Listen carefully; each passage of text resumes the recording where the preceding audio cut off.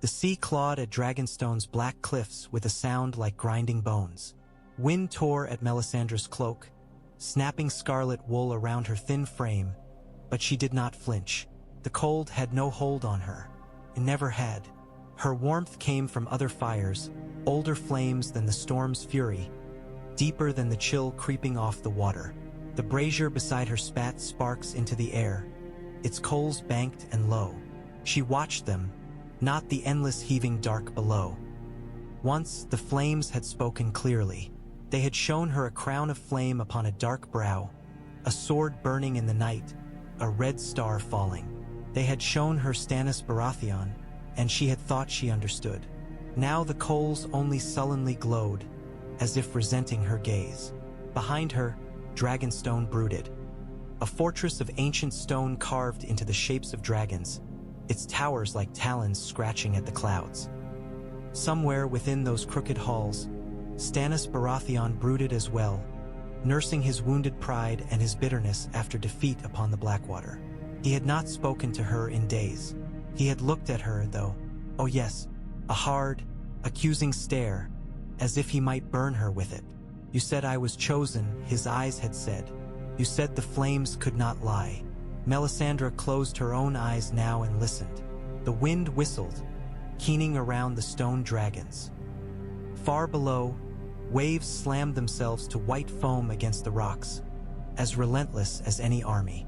The taste of salt lay on her lips like spilled tears.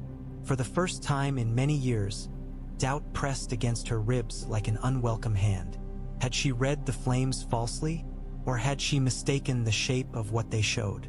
She opened her eyes and placed her hands above the brazier, fingers spread. The coals brightened, sensing her, drawn to her like a lover. Heat licked her palms, gentle at first, then eager, reddening her pale skin. Felt muted, as if she were listening to a voice through a barred door. "Show me," she whispered into the wind. "Show me his fire. Show me the prince that was promised. Show me the war to come." The coals stirred, a faint shimmer passing through them, but the blaze she sought did not leap up. Instead, she saw only the faintest suggestion of a crown, slipping away like smoke. The taste of ash filled her mouth. The storm pressed harder at her back, impatient, as if it would shove her into the sea and be done with her. She thought of the men who had died upon the Blackwater, their screams, their flesh roasting in wildfire green. She thought of Stannis, half maddened, clawing at her for answers, demanding why the flames had failed him. And beneath it all, she thought of the other visions, the ones that never fully left her. The pale blue eyes in the dark, the dead that walked, the cold that no fire could wholly master. She had chosen to look away from those once. The Game of Thrones was here in the south. The promised prince wore a stag, not a wolf. She had been certain. Melisandre drew her hands back at last. The coals dulled. The wind caught the hem of her cloak again, whipping it out like a banner. She turned away from the sea, away from the storm, and walked back into Dragonstone's gut. There was another fire she needed to consult tonight, and if the flames would not speak sweetly, then she would make them scream. The war room smelled of old smoke and wax. Melted candle stubs crowded the great stone table like pale corpses, their spent wicks black with exhaustion. The table itself, Westeros rendered in carved wood and paint, bore the scars of countless hands, knife marks, spilled wine, ash. Stannis Baratheon stood at its far side, hands braced on the painted narrow sea. Shadow pooled under his eyes, sharpening the angles of his face. Once he had been hard as honed steel.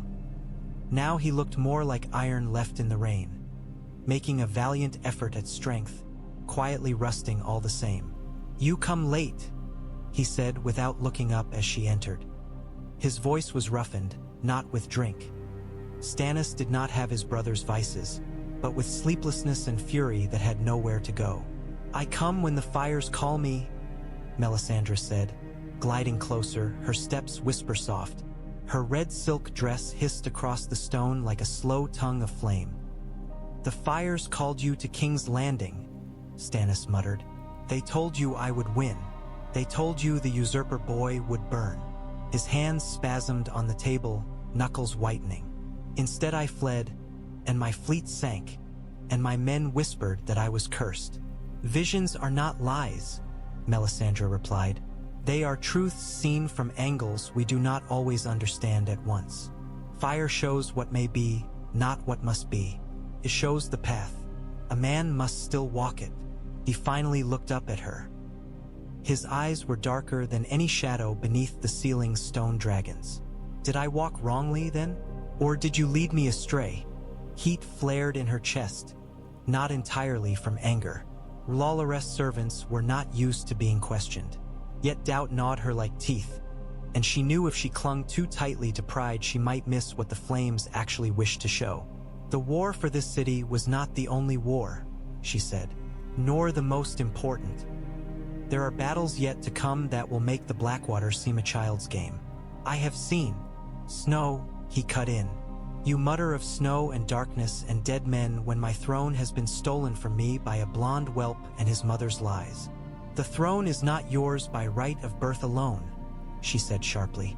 It is yours because the Lord of Light chose you, because you were meant to be the sword in the darkness, the fire in the night. Enough, Stannis snapped. The candles flared with the force of his voice, then sputtered back to their sulky glow. He straightened, drawing himself up to his full, unimpressive height. Stannis was not Robert.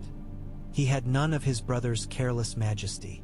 Yet there had been a time when Melisandre had seen his grim determination and heard only the crackle of destiny. Now, when she looked upon him, she saw a dwindling hearth. Warm, yes, useful, but not a blaze to light the world. You have made me a laughingstock, Stannis said more quietly. They whisper that I dabbled in sorcery and lost, that I hid behind your skirts when the green fire came, that I am a coward who fled his own battle. You are no coward, she said. You faced death on the walls. I saw. A different man on different walls flickered unbidden through her mind, broad-shouldered, warhammer in hand, laughing as he charged. She pushed the image away. This realm is rotten. It fights itself while a greater enemy gathers in the dark. You were meant to stop that. Was I? Stannis asked softly. Are you still sure? His question hung in the room like smoke. She could have lied. She could have clung to the first blaze she had ever seen in the flames and insisted that nothing had changed. But the coals had not lied to her. Her misunderstanding was not their fault. No, she said. The single word struck them both. Stannis flinched as if she had slapped him. Then what am I, priestess? If not chosen? A piece, she answered. A necessary one. She moved closer, resting her fingertips on the carved wooden stormlands near his hand. The Lord of Light wastes little. Your war upon your brother cleared the board. Your claim divides the lions and the wolves. Your stubbornness has carried us this far. But there are other fires yet to be lit. He studied her long. Something in him hardened further like cooling metal. Then see them, he said. See them clearly this time, and do not come to me again until you know for certain whether the God you serve has not made a fool of us both. He turned away, leaving her with the carved map and the guttering candles. Stone dragons watched from above, their eyes as pitiless as the storm. Melisandre bowed her head, not to Stannis, but to the inevitability of what must be done.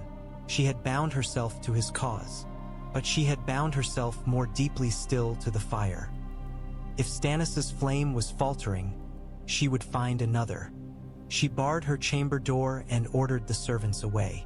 Alone, she stripped the room of shadow, adding candle after candle to the hearth's glow until the walls seemed to waver like heat itself.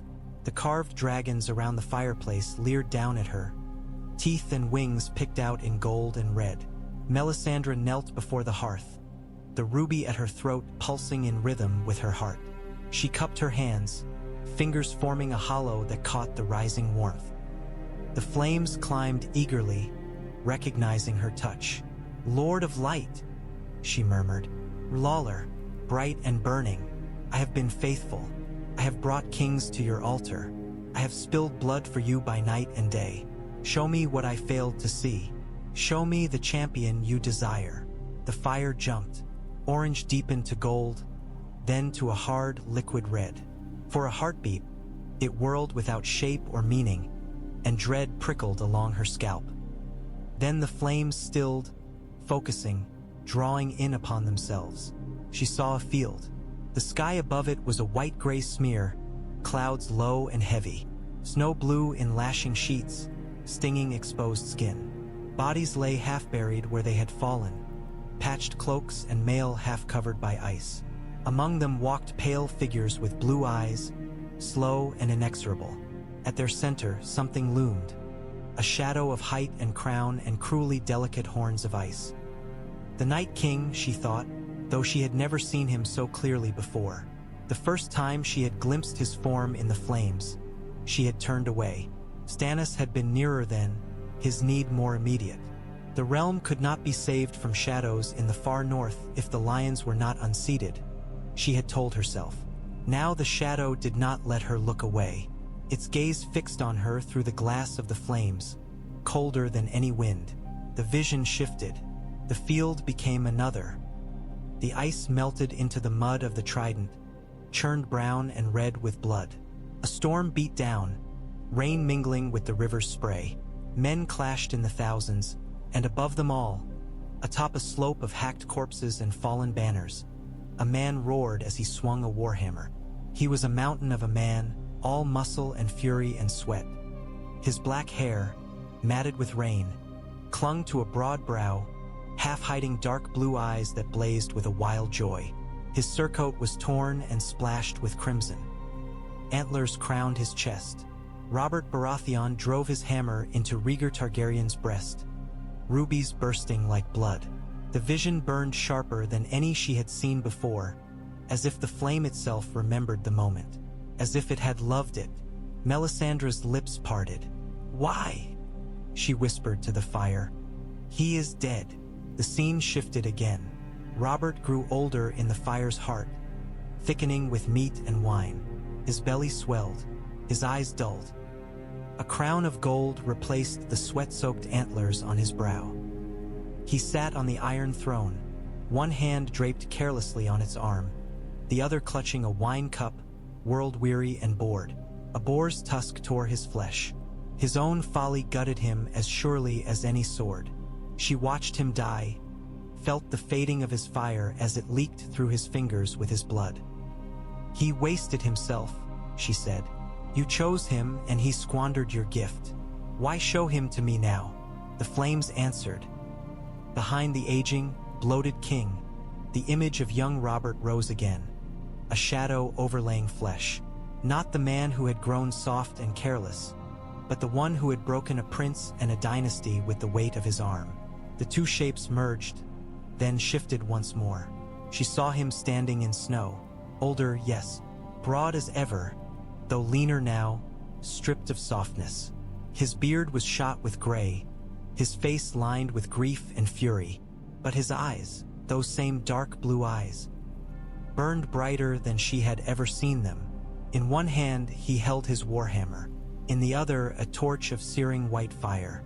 Around him wolves howled, dire wolves, great and shaggy, their eyes glinting gold and gray. They formed a ring at his back, their fur bristling, breath pluming in the air. Beyond them, in the blizzard, she saw the pale shapes of the dead closing in. Robert roared, and when he swung his hammer, it left a streak of flame in the air. The dead burned where he struck.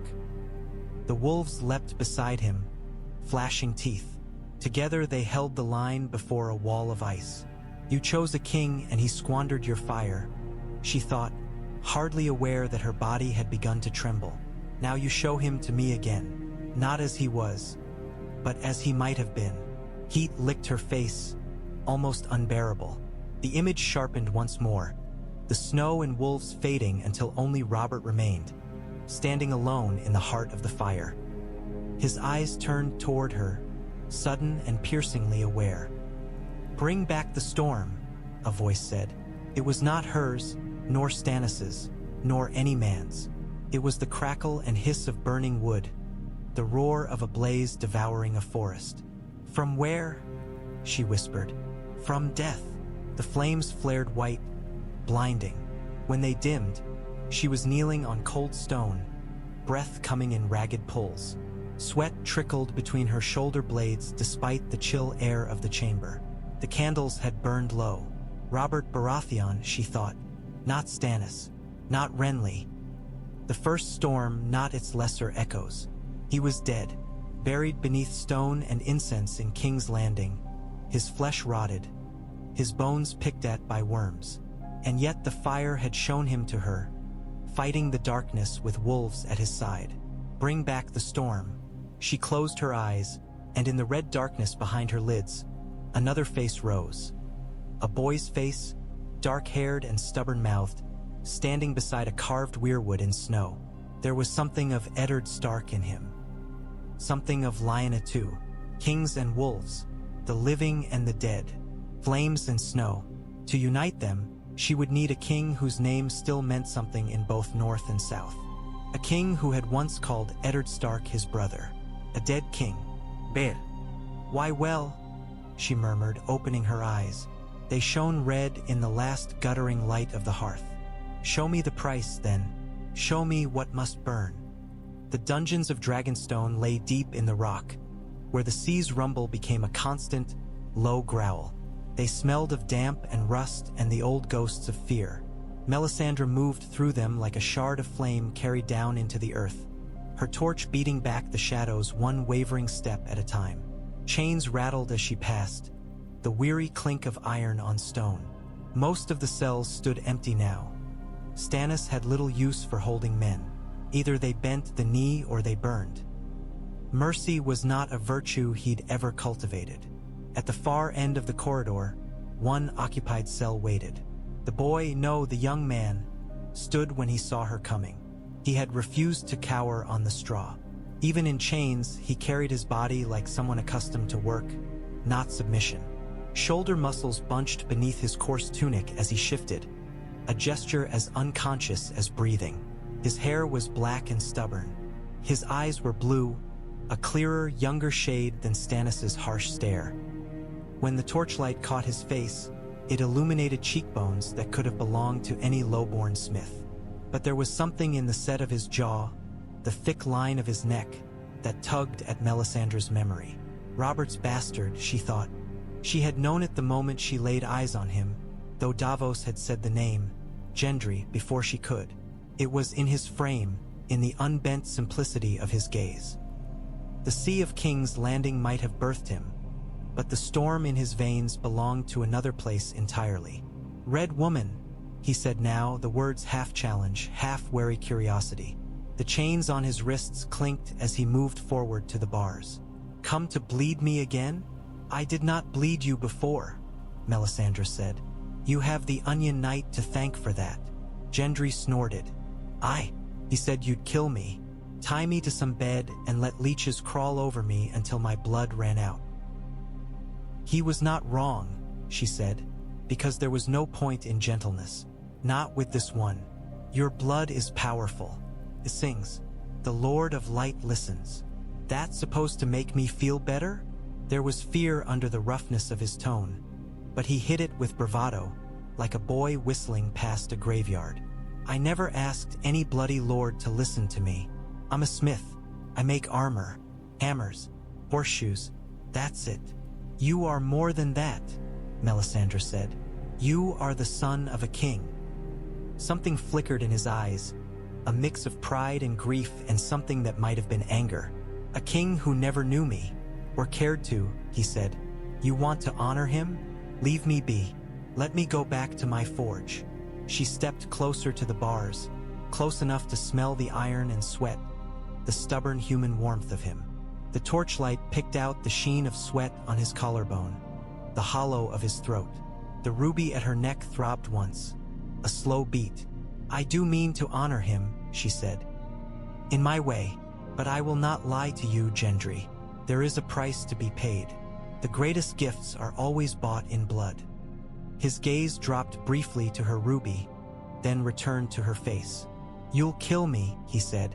"That's what you're saying." No, the word surprised even her, falling from her lips more quickly than she'd expected. It hung between them in the dim corridor, bright and sharp. I will not kill you. Your blood may be spilled, but your life need not end here. He studied her, suspicion deep as any well. Why not? He demanded. You burned that other king's brother, Renly. You'd burn half the world if your god asked it, they say. Renly Baratheon was a shadow of a king, Melisandre said. A flicker, pretender. His death cleared the sky for greater storms. But some flames are not to be extinguished. They are to be fanned, redirected, set to new purpose. Gendry's chains clinked again as he shifted his weight from one foot to the other. You talk pretty, he muttered. I still don't hear any reason to trust you. You do not need to trust me, she replied. Only to endure. Your blood has a part to play in what is coming. For good or for ill, you are bound to it already. She could have told him the rest, that without his blood, she could not reach across the dark for the soul she meant to call, that the line from father to bastard made a path even through death. But he would not understand, and all it would buy her was more fear. You will come with me, she said, up from these holes, to a higher place. He laughed, a harsh, short sound. You mean your altar? I mean the chamber where I speak to my God, she said. The choice, Gendry, is not between chains and freedom. Not anymore. It is between being a blind sacrifice or a willing one. He shook his head slowly. That's no choice at all. Most choices are not. She turned, her torch casting his face back into shadow. Guards, she called up the corridor. Open this cell. Bring the boy. Do not bind his feet. The men obeyed with perfunctory nods, their eyes sliding away from her. Even hardened guards disliked being near her for long. They believed she might see through their skin, into their secrets. They were not wrong. As they fumbled with Gendry's chains, Melisandre tilted her face toward the faint breath of warmer air coming from above. She could feel the fire waiting there, impatient. Bring back the storm, the flames had said. Very well, she thought again. But even storms must be summoned with care, and someone must pay the price. The ritual chamber lay high in one of Dragonstone's side towers, where the air was thinner and the seas roar more distant. Here the dragon carvers of Valyria had gone mad with their art. Stone beasts writhed along the walls, their wings folded, their mouths gaping, teeth like jagged knives. In the tremulous glow of 100 candles, they seemed to breathe. In the center of the chamber, a stone altar waited. Gendry lay upon it, shackles on his wrists and ankles, though she had kept her word and left his feet unbound as they led him here. His tunic had been stripped away, leaving his chest bare, muscles tense as drawn bowstrings. Gooseflesh rippled across his skin at the touch of the cold stone. This doesn't seem very different from killing, he said, voice tight. Every breath is a step toward death, Melisandre replied. The question is how you spend those steps. Today, yours will buy something greater than you can imagine. That's good, he muttered. Because I'm having trouble imagining anything but my own blood on the floor. She dipped her fingers into the shallow bronze bowl at her side. Blood steamed within it, dark and thick, the first she had taken from his arm below, carefully drawn by blade rather than leech. Its heat kissed her skin as she brought her hand down to his sternum. He flinched at the touch. Cold, he hissed. Your flesh is cold, she corrected. This is warm. The blood smoked where she painted it, tracing a circle around his heart. The steam curled upward, drawn toward the ruby at her throat like a lover's sigh. The stone dragons watched, unblinking. Candles guttered, then steadied as she began to speak the words. They were old, older than Westeros's septons and their seven-faced gods, older than the first men's weirwoods. They were Valyrian and something deeper still, a language of crackle and roar and ember. Gendry swallowed, Adam's apple bobbing in his throat. You said you weren't going to kill me, he said. You did say that? I did, she answered. Be still. It will hurt, but you will live. That's not as comforting as you think. he muttered, but he tried to hold himself steady, jaw clenched. She finished the circle, then moved outward, painting sigils upon the altar itself, connecting them with lines of blood. The shapes wound in dizzying patterns, spirals and antlers and a crowned stag whose outline closed around Gendry's body. "Lord of Light," she intoned, as the ruby at her throat burned brighter. "Lawler, whose flame is the heart of the world. Here is the blood of a king's son. Here is the fire that sprang from the loins of storm and steel. I offer it to you, not to snuff but to kindle. Let this blood be a bridge. Let it reach across darkness to a soul that once burned bright for you." Gendry shuddered as the blood around his heart shimmered, heat racing through his veins. A low sound escaped him, half groan, half something like a gasp of astonished pain. "It burns," he choked. "Yes," she murmured. "Good." She pressed her palm flat against the center of his chest, right over the blood circle. For a heartbeat, nothing happened. Then the world tilted. Heat surged up through her hand, rushing into her arm, flooding her body.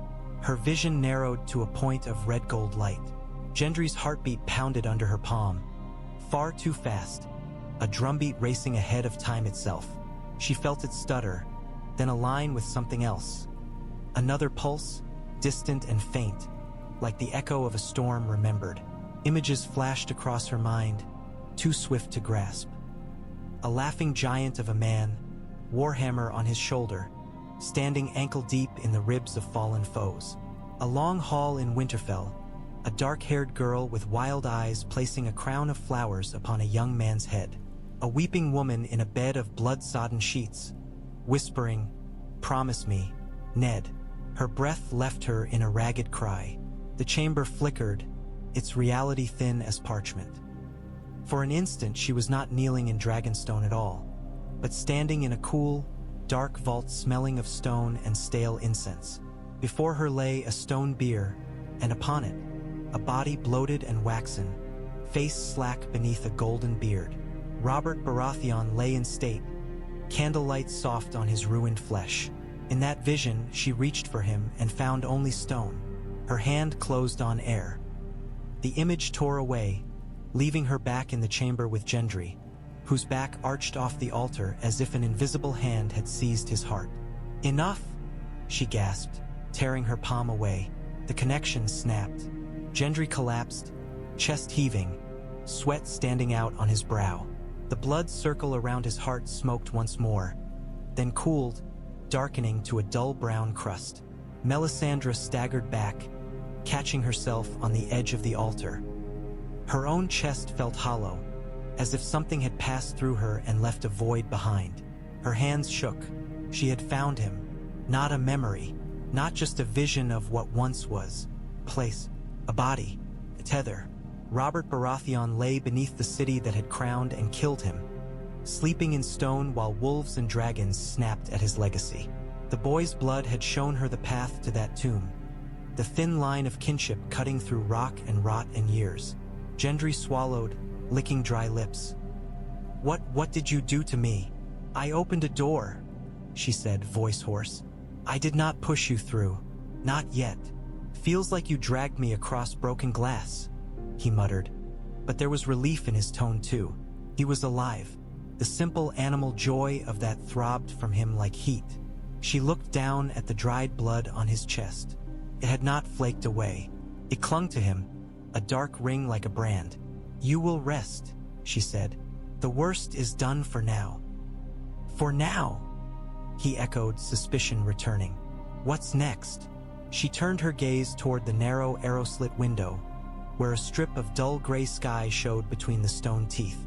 Somewhere beyond that horizon lay King's Landing, the Lion's Den, thick with Lannisters and gold and treachery, and beneath it all, a dead king waiting in the dark. "Next," she said softly, "I go to wake your father." She did not go blindly. Even Melisandre, who had walked through fire since she was a child, who had birthed shadow and watched kings die, did not steal into the heart of her enemy's city without first seeking the clearest guidance the flames could offer. The brazier in the high tower burned brighter than any hearth. She fed it herself, piling on driftwood and oil-soaked logs, shards of old crates and bits of broken masts. The tower filled with smoke and heat until the air shimmered, making the stone dragons on the walls seem to sway. She stood before it, sweat beading on her forehead, red hair curling in the damp. "Show me," she demanded. "I have seen the storm. I have seen the wolves. Show me the rest. Show me why I must do this. Show me the war that comes." The fire reared. It leapt high, licking the underside of the smoke-blackened ceiling, then folded in on itself, condensing into an impossible brightness. For a moment, she saw nothing but color and heard nothing but the roar of her own blood. Then the images began. A wall of ice, impossibly tall, stretched across the world. It shimmered under a sky the color of forged steel, its face cracked and striated, old as any legend. Torches flickered along its top like fireflies, lost against that vastness. Upon the wall, a young man stood. Melisandre leaned closer, eyes narrowing. He wore black, cloak, leathers, gloves. All black, the color of crows and night. Dark curls whipped around a pale face, cheeks reddened by cold. His eyes were a gray so clear they looked almost silver when the light caught them. She had seen him before in scraps and flashes. A bastard of the north, Stannis' claim had brushed against his fate once, and the flames had noticed. Jon Snow, Eddard Stark's get. Now he stood alone upon the wall, looking not south, as most men did when they stared down at the green lands of comfort and politics, but north into the teeth of the storm. Wind howled around him. Snow slashed at his face. Behind him, the torches burned fitfully. Beside him, in the vision's blur, she thought she glimpsed other shapes. A red-haired girl, a giant in furs, men with faces marked by wildness. The image would not sharpen. The focus remained upon the boy. He was no king. No crown rested upon his dark curls. Yet there was a set to his shoulders that spoke of burdens already borne and more yet to come. When he moved, it was with the wary grace of someone who had already looked death in the eye and found it wanting. Beyond the wall, something moved. At first she thought it was only the snow itself, swirling in odd patterns. Then she saw shapes within the white, lines of movement too straight, too coordinated to be the wind's play. Rows of men, or what had once been men, marching. The dead. Their eyes shone, pinpricks of blue in the storm. Bones and tattered flesh gleamed with frost. Weapons of rusted iron and scavenged steel hung from their hands. They walked without sound, without breath, an endless tide. At their head, a taller figure emerged, a pale blur resolving into cruel, delicate features formed of ice. The Night King rode a horse whose flesh hung in frozen tatters. His eyes met hers through the fire, though she knew he could not see her. Cold radiated from the image as surely as heat from the brazier. For an instant, the two forces met in the air between them, crackling. The ice-crowned creature lifted a hand.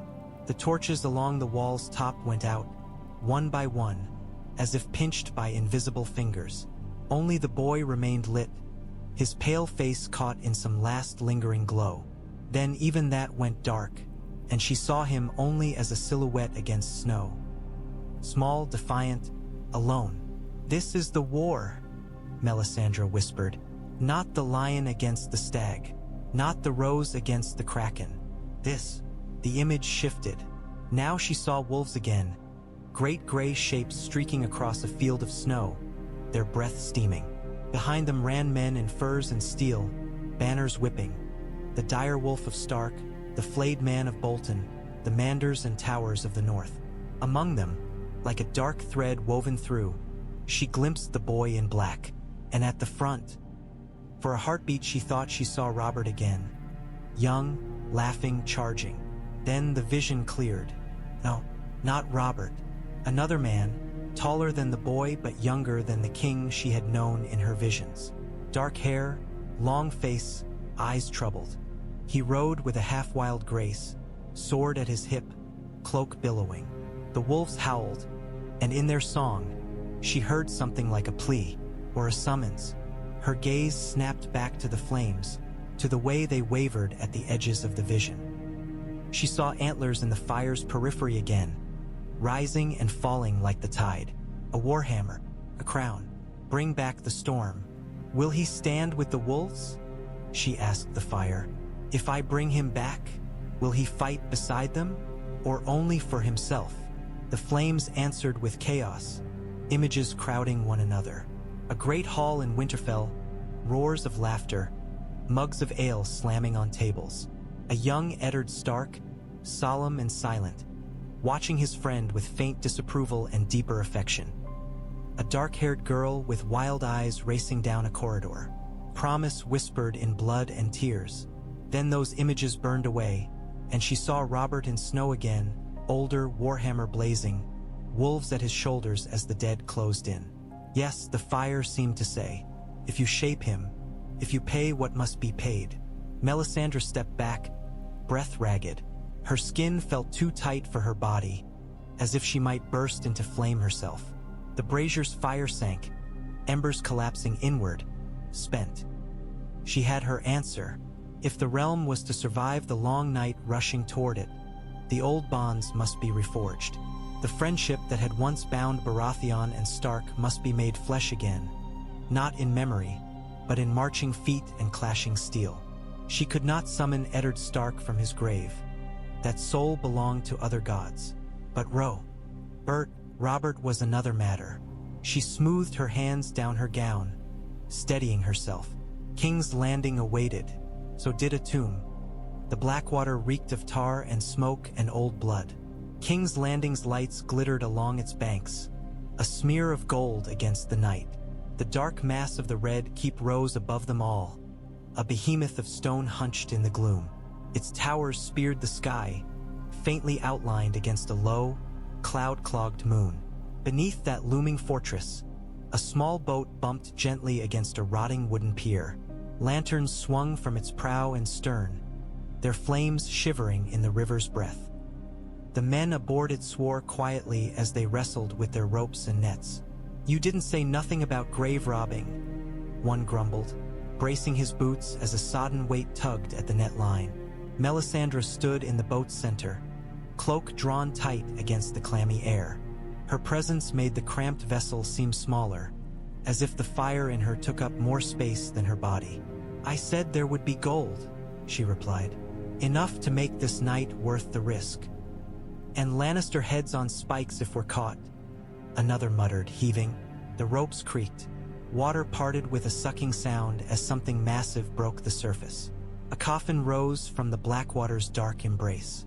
It was more sarcophagus than simple box, carved of heavy stone and banded in metal gone green with river slime. We trailed from its edges like rotten hair. The sigil on its lid, a crowned stag, was half obscured under algae, but still visible when the lantern light hit it. The men swore again, louder now, straining as they guided it carefully onto the boat's reinforced planks. Gods, the first smuggler breathed, wiping sweat from his brow with his sleeve. That's him, isn't it? The old king. Robert. Once, Melisandre said. Now he is only a body. Only a body. The man echoed faintly. Feels wrong. Pulling him out of the water like a net full of mackerel. His wife saw him buried in the sept. Another scoffed. What's he doing down there? Lions do not always honor their dead, Melisandre said. They honor what is useful to them. When Robert ceased to be useful, he ceased to be revered. Truth be told, she did not know exactly how his body had come to rest in the river. Rumors whispered that Cersei Lannister had let her husband's coffined remains be taken away quietly after the ceremonies. The tomb beneath the September of Baelor too valuable a space to clutter with the husk of a man she had despised.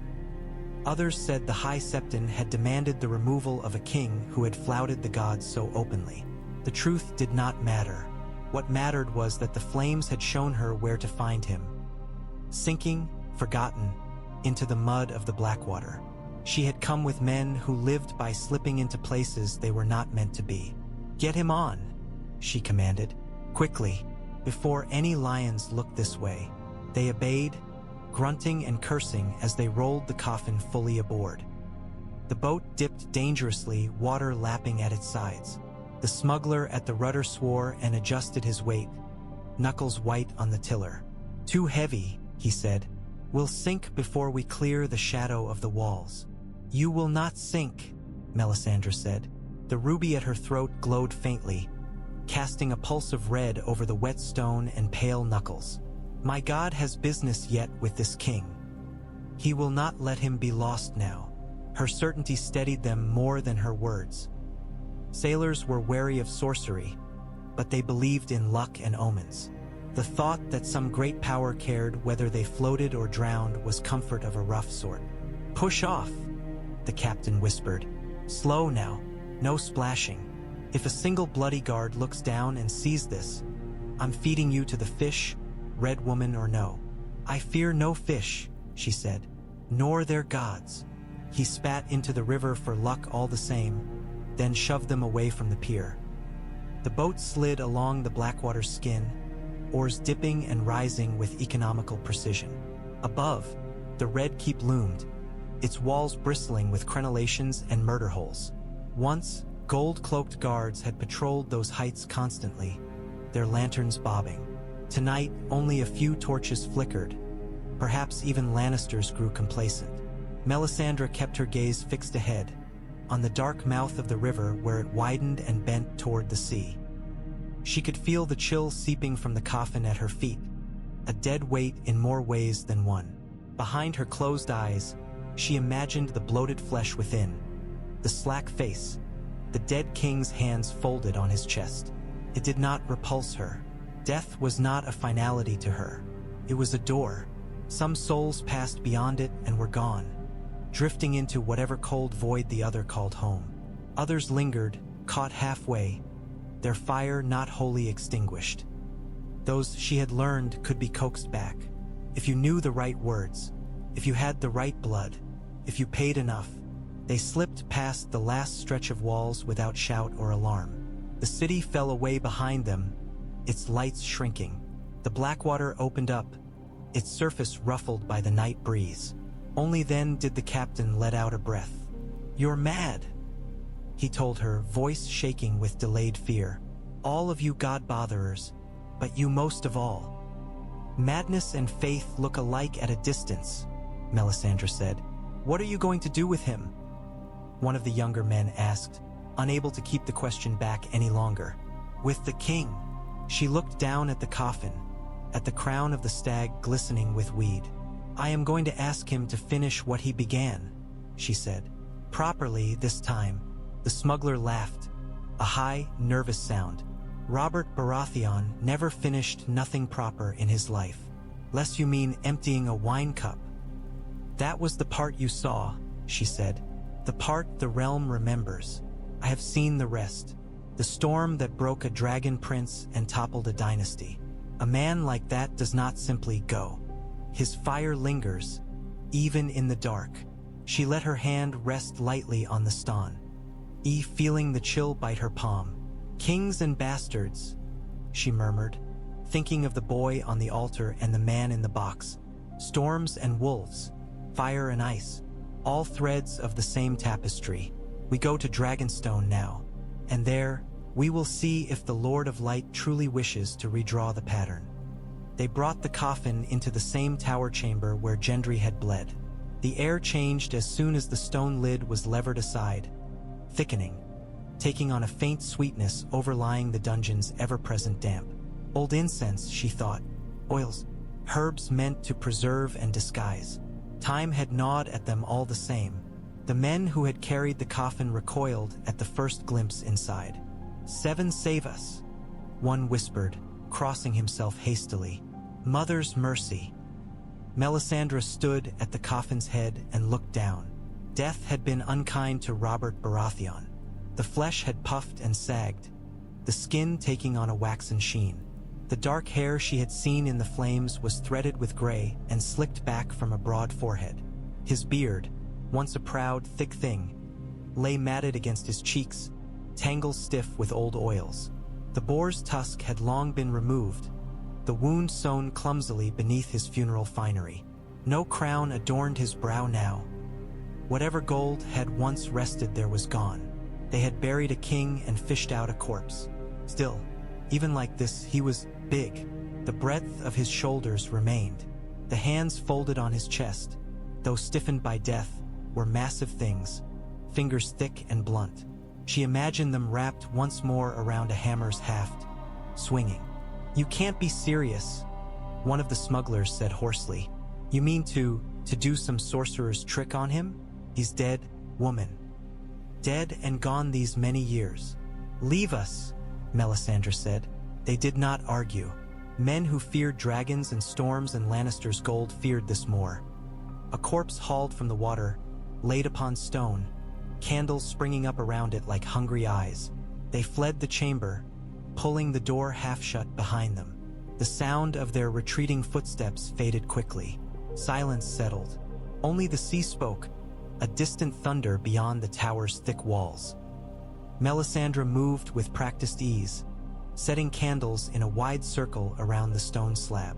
Their flames flickered to life as she passed, reaching for her as if they knew her name. She added others beyond them, a second ring, then a third, until the chamber glowed with tears of light. The stone dragons seemed to wake in that brilliance, their carved scales catching gleams, their eyes filled with reflections of fire. At the chamber's far edge, upon a secondary altar, Gendry lay once more, though this time his chains were looser, his body propped with furs. He watched with wide eyes, the dried blood circle still stark upon his chest. You said I wouldn't die," he reminded her, voice rough. "You will not," she said. "But I must ask more of you, Gendry. The bridge we built was only a plank. Now we must lay the full span." His hands clenched in the furs. "And if I say no? Then I drag you back there," she said simply, nodding toward the lower, darker place beneath Dragonstone. "And let Stannis decide your fate. You know what choice he will make." He swallowed. His gaze slid to the corpse, then back to her. "Who was he?" he asked. "Really?" Melisandre studied the dead king's face. "In the south," she said slowly. "They will say he was a usurper who drank too much and let his council rule for him. In the north, they will say he was the laughing storm who called Eddard Stark his brother and avenged Lyanna. In the east, they will scarcely remember him at all. And you?" Gendry pressed. She looked at Robert, this swollen, ruined flesh that had once contained storms and laughter and rage. "I think," she said, "he was a man the Lord of Light chose once, who lost his way, and now the world must pay the price for that waste, unless he is given a second chance to spend his fire properly." She drew the dagger from her belt. Its blade was thin and wickedly sharp, its hilt wrapped in red leather. The edge caught candlelight and flung it back in pale flashes. She held it over Robert's chest, the point hovering above the place where the boar had gored him. "Lord of Light," she murmured, voice dipping into the deeper cadence of prayer. "Here lies your fallen tool. Here lies the storm that broke your enemy's line and toppled a tyrant's heir.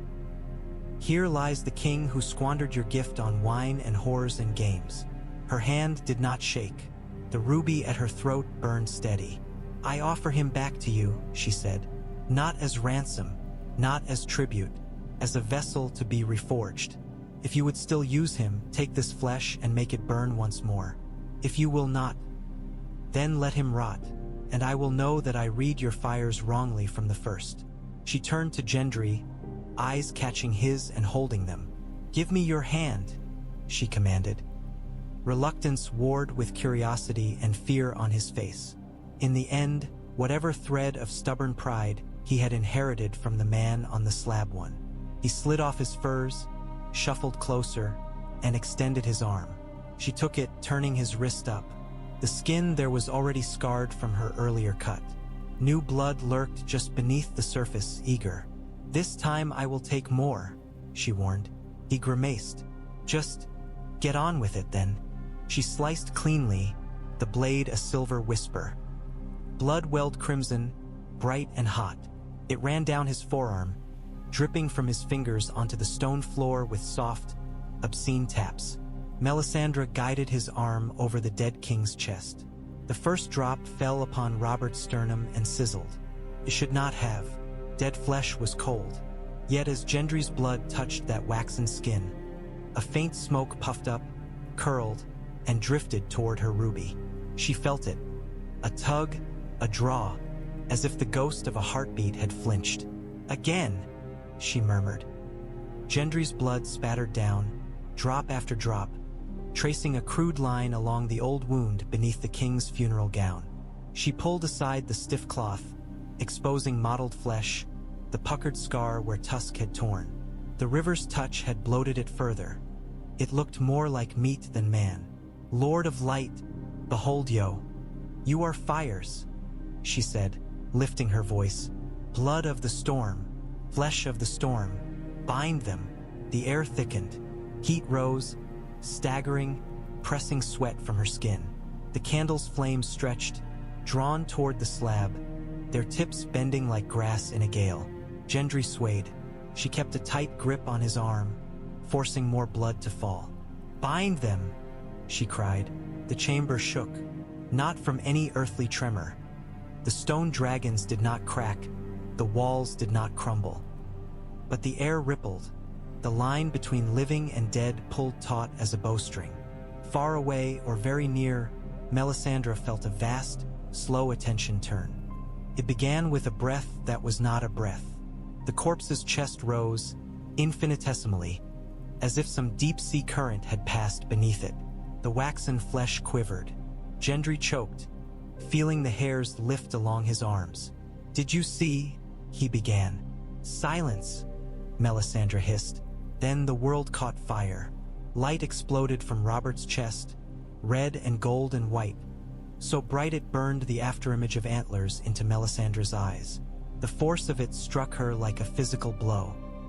She flew backward, fingers ripped from Gendry's arm, the dagger skittering from her grasp. She hit the floor hard, air knocked from her lungs. For a moment she knew nothing but the roar of blood in her ears and the sear of light through her eyelids. The candles did not go out. Instead their flames flared higher, feeding the central blaze. Shadows leapt to giant size on the walls, the carved dragon silhouettes twisting into monstrous shapes. Gendry screamed. His cut had become a crimson fountain, blood rushing forth as if some unseen hand milked his vein. It streamed through the air, not down, drawn sideways in a thin line straight toward the king's chest. Where it touched the radiance, it vanished, consumed. "Enough!" Melisandre gasped, forcing herself onto hands and knees. Her limbs felt weighted, as if she carried chains on every bone. The light did not listen. It blazed harder still, a second sun in that confined space. Heat scalded her face. Her ruby burned against her throat, the flesh beneath it blistering.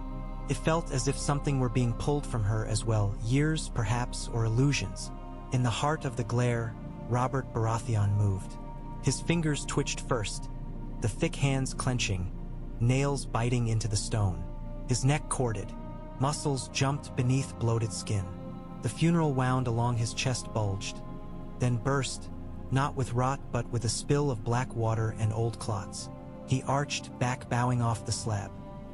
The light dimmed enough for Melisandre to see his face.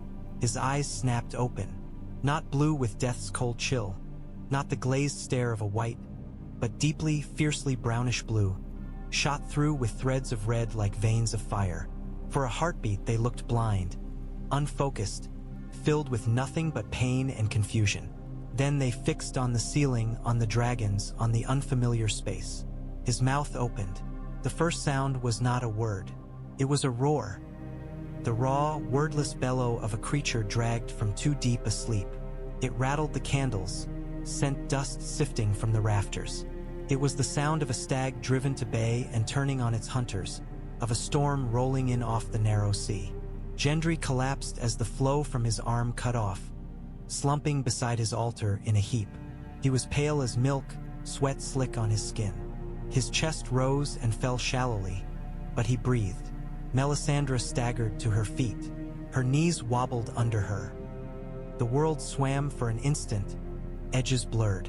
She reached blindly for the nearest stone dragon, catching its carved wing for balance. Robert's gaze swung toward her. Recognition flickered there. Confused, yes, but not entirely absent. Souls did not return pristine. They dragged with them snatches of what lay beyond, fragments of dreams and regrets. She had seen it before in others who had passed through the door and come back. "Ned," he croaked. The name scraped his throat raw, dried by years without air. Blood and river water dribbled from the corner of his mouth. He coughed, hacking up a clot, gagging as his lungs tried to remember their work. Melisandre moved to the slab side. "Ned Stark is dead," she said calmly, though the effort it took to keep her voice steady cost her. "He waits beyond. You do not. Not anymore." He turned his head slowly, heavy as if it were made of stone. His eyes found her fully then, and this time they did not look through her. "Red woman," he rasped. He frowned, searching. "I've seen you. Not here. In the fire." His hands spasmed, fingers curling as if around an invisible hammer haft. "You have seen much," she said. "More than most men. More than most kings. You are Robert Baratheon, once king of the Undulls and the First Men, lord of the Seven Kingdoms, protector of the realm." He grimaced as if the titles hurt. "Protector," he echoed. "I protected nothing." His gaze slid sideways, taking in the candles, the dragons, the unfamiliar stone. "Where is this? Not the September. Not the Red Keep. Dragonstone," she said. "Your brother's seat. Now your forge." He swallowed, throat working. "I died. Yes. I drank and hunted. The boar got me, or the wine, or both." A weak, bitter chuckle rattled from his chest. Half cough. "Fitting, I thought. Fat king, greedy king. Let the beast stick him and be done with it." His eyes flicked to her again. "Why am I here?" The question did not hold the sanctimonious outrage so many men had when plucked from death. It was simply weary, curious, edged with dread. Melisandre stepped closer, the hem of her red gown brushing the stone. The heat had begun to ebb, leaving the chamber feeling oddly colder than before. "Because the Lord of Light is not done with you," she said.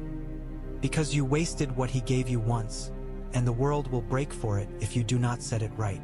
Because there is a darkness coming from the far north that will make your rebellion look like boys' games, and the realm needs a storm such as you were meant to be."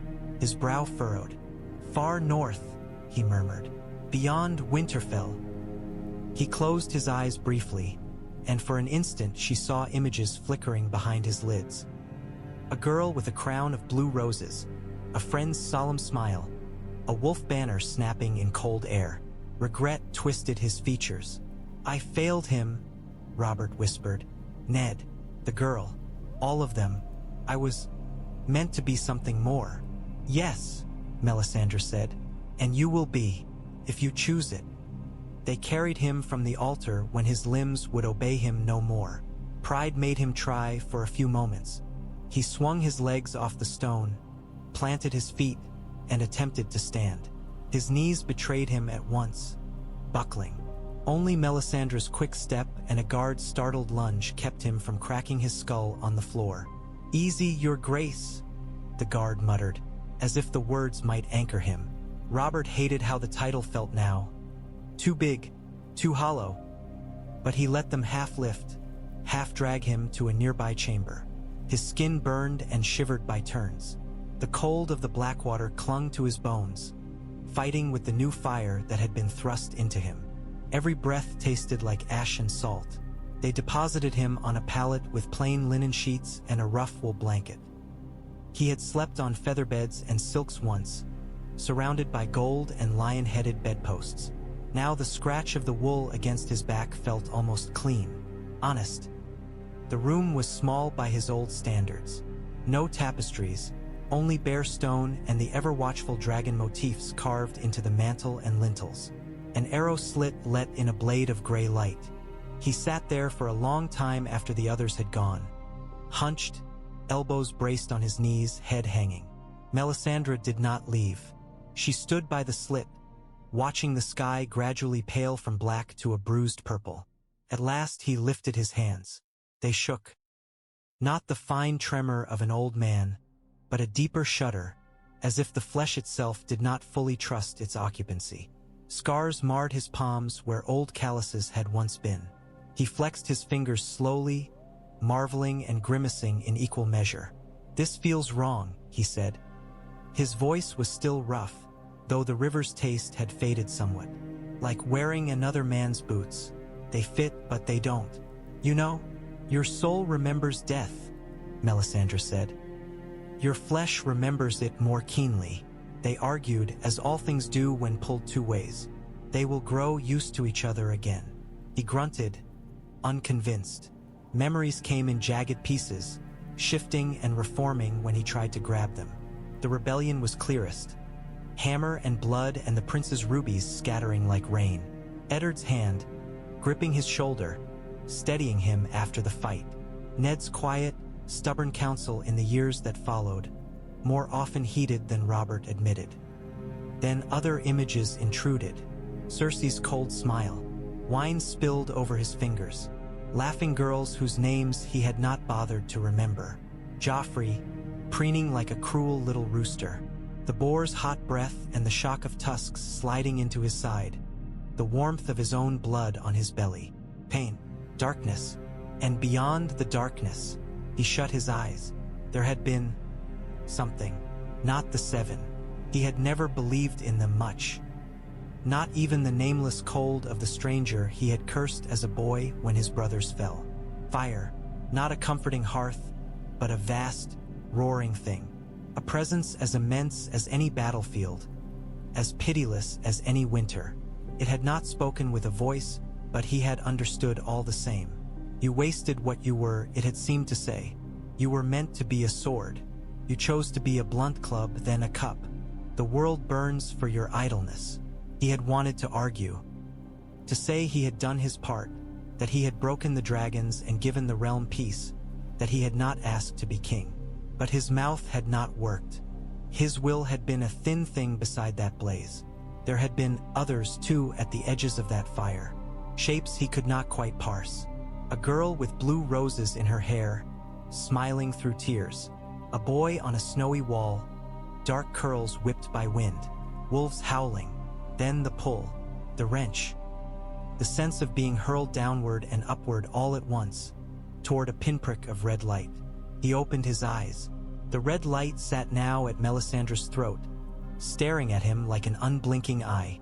"You dragged me out," he said, "from there. You and the boy. Gendry," she said. "Your blood woke your own. A fitting symmetry. Gendry." He rolled the name around his mouth. Tasted strange. He had known there were bastards. How could he not? Ale and girls and battlefields made them as naturally as storms made waves. But he had not thought of them as anything but accidents, consequences someone else would sort. "He's mine?" Robert asked. "Yes." "Is he alive?" Her mouth curved in the faintest of smiles. "You are not the only stubborn one in your line. He lives. Weaker than before, but alive." "Good," Robert muttered. "I'd not like to think my first act back was killing my own son." He scrubbed a hand over his face. His fingers rasped against his beard, now drier, less matted. The river water was drying from his hair. Already, he smelled less of death and more of sweat and salt and candle smoke. "What now, then?" he demanded, lifting his gaze to hers. "You haul me out of hell or wherever that was. You tell me I wasted my life. You show me things." He swallowed hard. "Ned." "Lyanna. Wolves in the snow. Boys on walls. What do you want of me?" "It is not what I want," Melisandre said. "It is what the Lord of Light requires. There is a war coming, Robert Baratheon, beyond anything you have seen. The dead march. The night itself moves. The great houses squabble over a chair made of swords while an army rises in the dark that cares nothing for crowns." He frowned. "I've heard tales," he said slowly. "Things that come with the cold. Ned used to speak of them when he was drunk enough. I called them children's stories. They are not. she said. I have seen them. In the flames, in visions, in the eyes of men who have already faced them and fled. She stepped away from the arrow slit, coming closer. The dawn light caught her hair, making it a halo of copper around her pale face. The North will fight, she said. It will bleed. Alone it will fall. The wolves cannot stand forever without the storm at their back. You want me to go north? He said, not a question. To Ned's boy, to Winterfell, to fight some cold demon with a hammer and a hangover. You will not be hung over, Melisandre said dryly. That, at least, we can remedy. But yes, in time, there are things to be done first. Alliances to break and to mend. Truths to be told. He snorted, then winced as the movement tugged at his healing flesh. Truths. I never was good at those. Lies come easier, once you get used to them. Then unlearn them, she said. You asked what now? Now, you become what you were meant to be before you drowned yourself in wine. A storm that does not merely topple a dynasty and then forget why it blew, but one that clears the sky for new growth. He looked down at his hands again. They still trembled, but less than before. Strength crept back into them by degrees. He flexed them, imagining the weight of a hammer, the feel of reins, the grip of a friend's forearm, clasped in oath. Ned, he thought suddenly, so sharply it hurt. I'm back, old friend. Too late, far too late. But maybe, he swallowed. Maybe I can do something for what you left behind. Ned's boy, he said aloud. The bastard. Jon Snow. He lives. Melisandre inclined her head. For now. And there are others. Sansa Stark. Arya Stark. Bran Stark, if the tales are true. The wolves have not all been slain, though many have been scattered. If you are to stand beside them, you must earn what you lost with their father. Robert closed his eyes briefly, jaw tightening. When he opened them again, there was a familiar stubbornness there. A banked fury she remembered from the fire's visions of the trident. I can't undo what I did, he said. Can't bring Ned back. Can't give Lyanna her life again. But I can break things. I've always been good at that. A grim smile ghosted across his mouth. Maybe it's time I broke the right enemies. Melisandre watched him, seeing not the bloated drunk of King's Landing's later years, nor the swollen corpse from the coffin, but the man the flames had shown her. Standing in snow with wolves at his side, swinging a hammer wreathed in fire. The price had been steep. Gendry's blood, her own years, she suspected, shaved away like curls of wood beneath a plane. The certainty that had once steadied her, replaced now with a new, sharper awareness of how narrow the line was between faith and folly. But the storm had opened its eyes. Outside, the first true light of morning speared through the slit window, painting a red-gold bar across Robert's scarred chest. He lifted his face to it, breathing in. I'll need armor, he said, and a hammer, a real one. None of your southern toys. An ale. Not yet, but later, after the killing's done. He paused. And you, Red Woman, you'll stay by me? Until the fire says otherwise, Melisandre replied. We have woken you for a purpose. We will see it through. He nodded once. Somewhere between his ribs, a newly reforged heart beat. Each thud sent a faint warmth through his limbs. It hurt, in its way, learning to live again. But Robert Baratheon had always liked things that hurt. Fighting, drinking, loving. Perhaps this second life would be only another kind of pain. He could bear it if it meant facing the right enemies at last.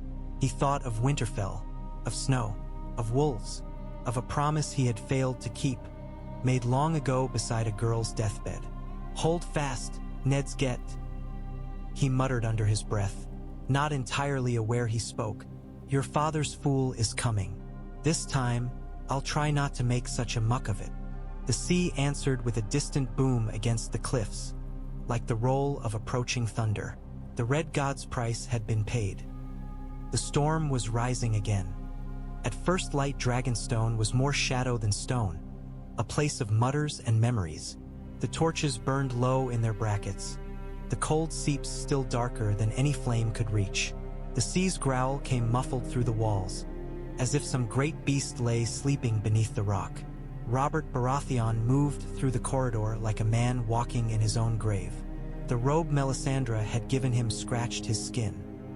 It hung loose, belt knotted clumsily around a waist that felt both unfamiliar and too familiar by turns. He had been fatter once, softer. The resurrection had burned some of the wine weight from him, but left a hollow ache in its place, as if something vital had been taken as payment. His feet were bare. He could feel every chill in the stone. 2 guards leaned against the wall by a side door, fighting off sleep.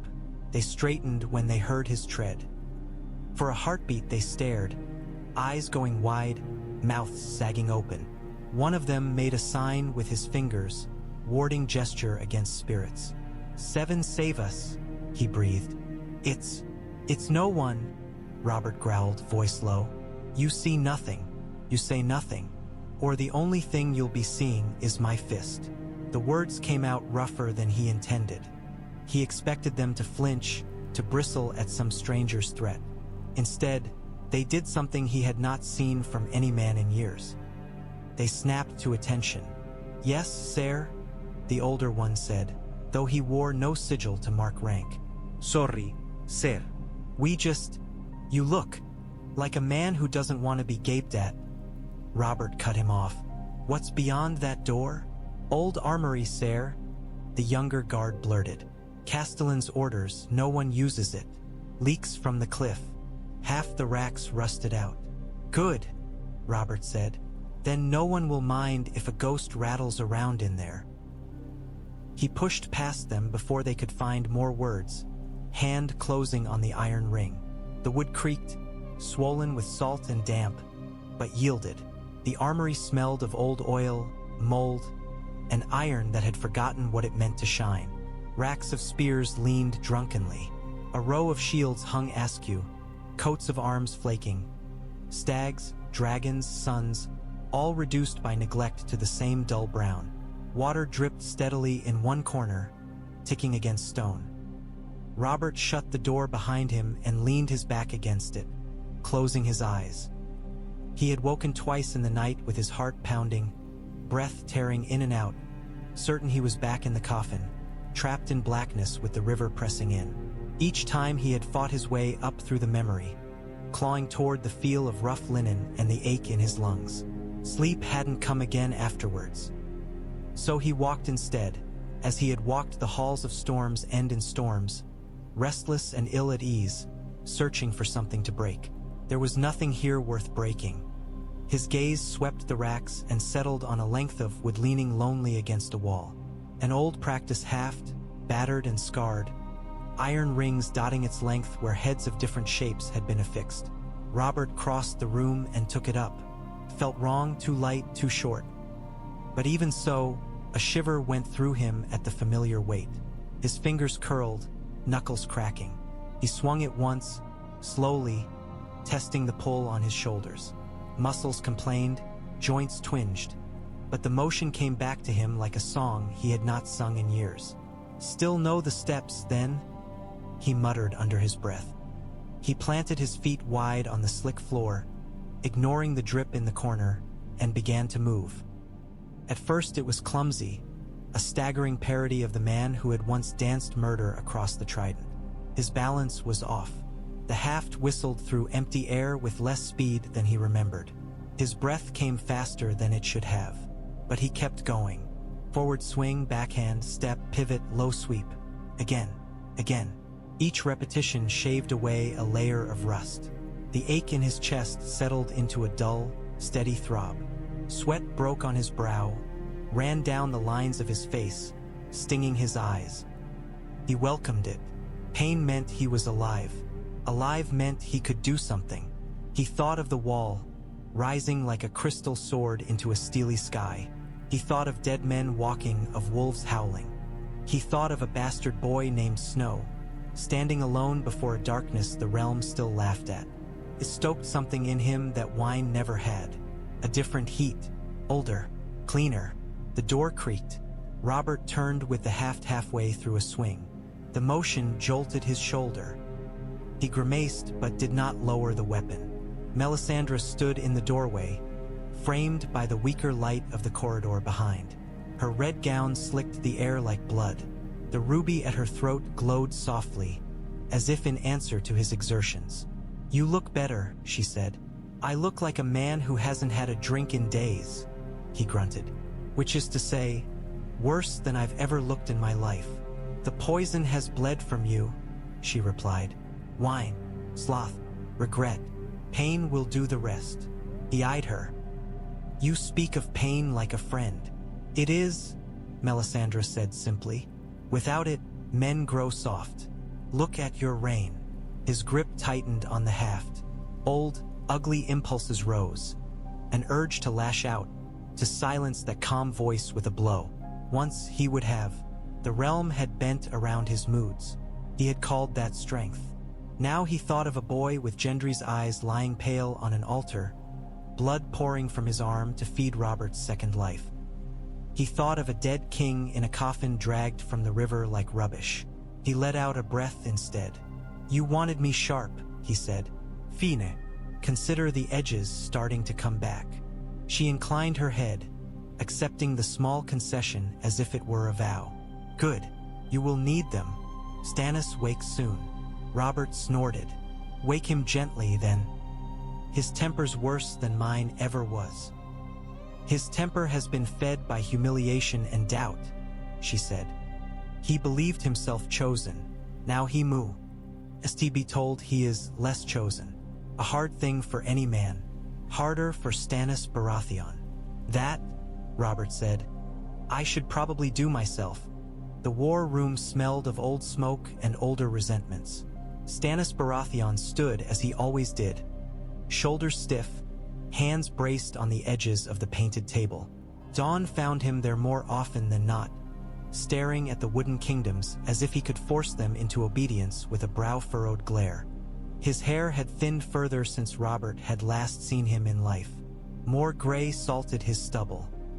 The set of his jaw was still iron, but the years had hammered deeper lines around his mouth and eyes. Robert lingered in the shadow of the doorway, watching his younger brother silently. Stannis did not look like a king. He never had. Even when they were boys at Storm's End, Robert had towered over him, broad and bright and laughing, while Stannis had lurked at the edges, thin and serious and too often overlooked. Renly, little Renly, had had more of a king's charm in a single dimpled smile than Stannis in all his duty. But Stannis had never cared for charm. He had cared for rules, for lines in the sand, for truth whether men wanted it or not. "You can come in," Stannis said without turning. "You breathe like a draft horse, whoever you are."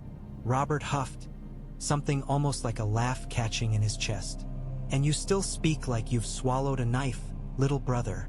Stannis went very, very still. Slowly, deliberately, he lifted his hands from the table and straightened. When he turned, his face was calm in the way of seawater gone perfectly flat just before a sudden storm. His eyes met Robert's. For a heartbeat, neither of them moved. Stannis's gaze ran over the plain robe, the bare feet, the scar at Robert's chest where the boar had gored him and Melisandre had cut him open again. His jaw tightened. His throat worked. "This is some trick," he said. His voice was hoarse. "Some glamour.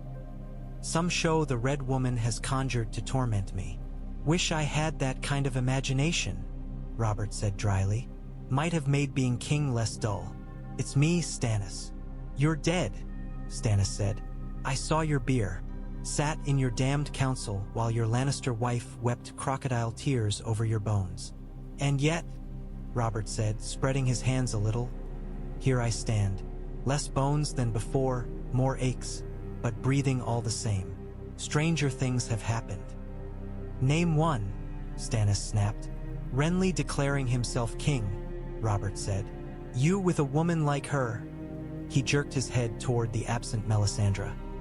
"At your elbow, me letting Cersei into my bed twice." Stannis stared another long moment, then moved. He closed the distance between them in 3 strides and seized Robert's wrist, fingers biting down on the thick flesh. His grip was hard enough to bruise. He twisted, searching for some hint of falseness. Robert let him feel the heat of his skin, the steady hammer of blood in his veins. "I bled for this," he said. "Your red priestess nearly cooked me from the inside. Ask Gendry if you like. The boy's still alive to complain about it." "Gendry," Stannis repeated. "The bastard. Davos took him." "And you locked Davos up for it?" Robert said. I've been hearing things. You've grown crueler in my absence, little brother." Stannis's eyes flashed. "I have grown necessary. Someone had to be, while you drank yourself to death." The words hit like a thrown stone. Robert flinched despite himself. "I know what I did," he said quietly. "And what I didn't. I've had some time to think on it." Memory surged. Lyanna's pale face, Ned's disappointment, Cersei's contempt, the bored haze of council meetings he had ignored. No point pretending I was some noble martyr. I wasted the crown I bled for. Stannis's grip loosened. "Why are you here?" he demanded. "Why would any god drag you back of all men?" "Because I'm too damned loud to leave quiet," Robert said, attempting a grin and failing halfway. "Because I broke the dragons once and didn't finish the job worth a damn. Because there's something worse than Targaryens and Lannisters coming, and the realm needs every fool who can swing steel." Stannis studied him, searching for lies. Robert let him look. There was nowhere to hide in this new skin anyway. The fire that had pulled him back had burned the varnish off his self-deceptions. Behind Stannis, the painted table gleamed. The carved towers of King's Landing, the rivers, the forests, the long line of the wall. Little carved stags and lions and krakens and roses crowded it. Remnants of campaigns half won, half lost. "You were chosen," Stannis said at last, bitter. "Not me. All this time. It was always you." Robert shrugged one heavy shoulder. "You were chosen, too. Just for different things. You held Storm's End when any other would have broken. You kept the realm from sliding into chaos every time I turned my back on those peacocks in silk. You were the steel under my rust. And what good did it do me?" Stannis's mouth twisted. "Renly dead, my fleet burned, my men scattered, the world laughing at my claim." "I'm not laughing," Robert said. "Not now. I did enough of that when it didn't count." They stood like that, the weight of unspoken years pressing between them. Storm's End, the siege, their parents' deaths, the rebellion, Jon Arryn, the slow rot of a kingship neither of them had been fashioned for. "Melisandre says there's a war coming," Robert said finally. "Not for thrones, for the living themselves. I've seen it, Stannis. In the fire, dead men walking, ice demons, wolves and wildlings and boys on walls trying to hold it back." "Visions," Stannis said, but his voice had lost some of its edge. The same sort that said I would win at the Blackwater. "You were meant to win something else," Robert said bluntly. "And so was I. We both fucked it. The gods, if there are gods, are offering us a chance to unfuck at least part of it. Together." Stannis let go of his wrist. "You expect me to kneel?" he asked. "To set aside my claim after all I've done? All I've Ost. I expect you to remember you never wanted it," Robert said, a little of the old storm breaking through. "You never wanted the damned crown, Stannis. You wanted justice, law, things in their proper places. Well, the proper place for the crown is on a head that can unite this fucking mess before the snows swallow us all." He stepped closer, bringing them near enough that he could smell the stale sweat on Stannis's tunic, the smoke in his hair. "I'm not asking you to bend the knee," Robert said. "Not yet. I'm asking you to listen, to look north instead of back at the throne you think was stolen from you. There are bigger things than Lannisters." Stannis's eyes hardened. He looked past Robert, toward the wall engraved on the painted table. "I have always looked north," he said quietly. "When I held Storm's End, I stared that way and thought of Robert winning glory on the trident while I gnawed on rats. When I sat in your councils, I thought of the empty castles and forgotten oaths beyond the neck. You think I do not fear what lies out there? I do. But I will not bow to sorcery, even if it wears my brother's face. Then bow to sense, Robert snapped, to the fact that you cannot win this alone. Couldn't. I proved it. I broke the dragons, drank the victory, and look what we got, golden lions chewing the realm to the bone. This isn't about who's on the Iron Throne anymore. It's about whether there will be anyone left to sit on it when the snow melts. Stannis' hands clenched at his sides. This ghost king of yours, he said. What do you intend to do with him, Red Woman? Melisandre had slipped into the room so silently Robert almost missed her. She stood by the wall, the dragon carvings behind her like wings. I intend nothing, she said. The Lord of Light intends. I merely read the fires. Both of you are his instruments. One burns brighter. One burns longer. Together, you may be enough. Stannis let out a breath like a man surrendering something he had held too tightly for too long. Together, he repeated. Very well then. Let us see if the realm can survive two Baratheons pointing in the same direction for once. The dungeons were cooler than the tower, the air damp and close, smelling of mildew and old straw. Davos Seaworth sat on the edge of his narrow pallet, staring at the opposite wall. His left hand lay in his lap, the shortened fingers rubbing absently at the rough linen of his trousers. He had always thought he would die in a place like this. Not Dragonstone precisely, but some dank hole with iron bars, forgotten by lords who no longer needed his ships. Smuggler's lot, he used to say to himself when the nights ran long. Better to die at sea, swallowed by salt, than coughing in some jail. Yet here he was, not at sea, not free, breathing still. For saving one boy from fire, he thought wryly. The gods have a cruel sense of humor, if they have any at all. Bootsteps sounded in the corridor, not the heavy, careless clomp of bored guards.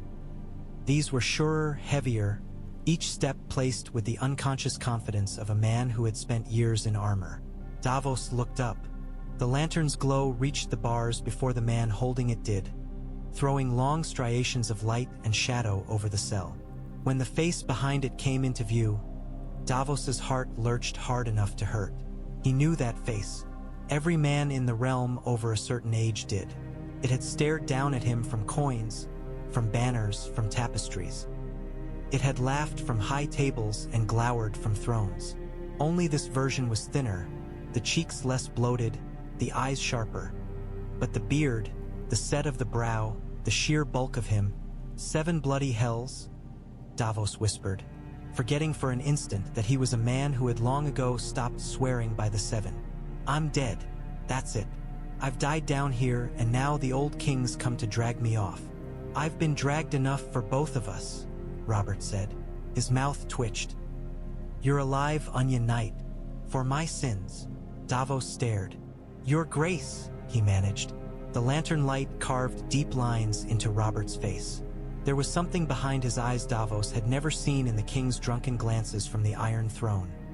A rawness, an exposed edge, as if the man had been stripped to bone and sinew and given no time to regrow his skin. Reckon I still count as that? Robert asked. Grace and all? The Red Woman says I do. The fire dragged me back, she says.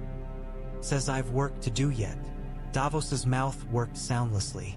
He had seen many strange things in his life. Dragon's fire in the Blackwater sky. A shadow with Stannis' face. Men burned alive on the beach below Dragonstone. But this, if this is a mummer's show, he said slowly, it's a cruel one. Robert stepped closer, setting the lantern on a bracket by the bars. The light steadied, spreading, pushing back the cell's gloom. Davos Seaworth, he said, smuggler turned knight. Stannis' right hand, whether he appreciated it or not. Davos swallowed. You remember me? He talked about you, Robert said.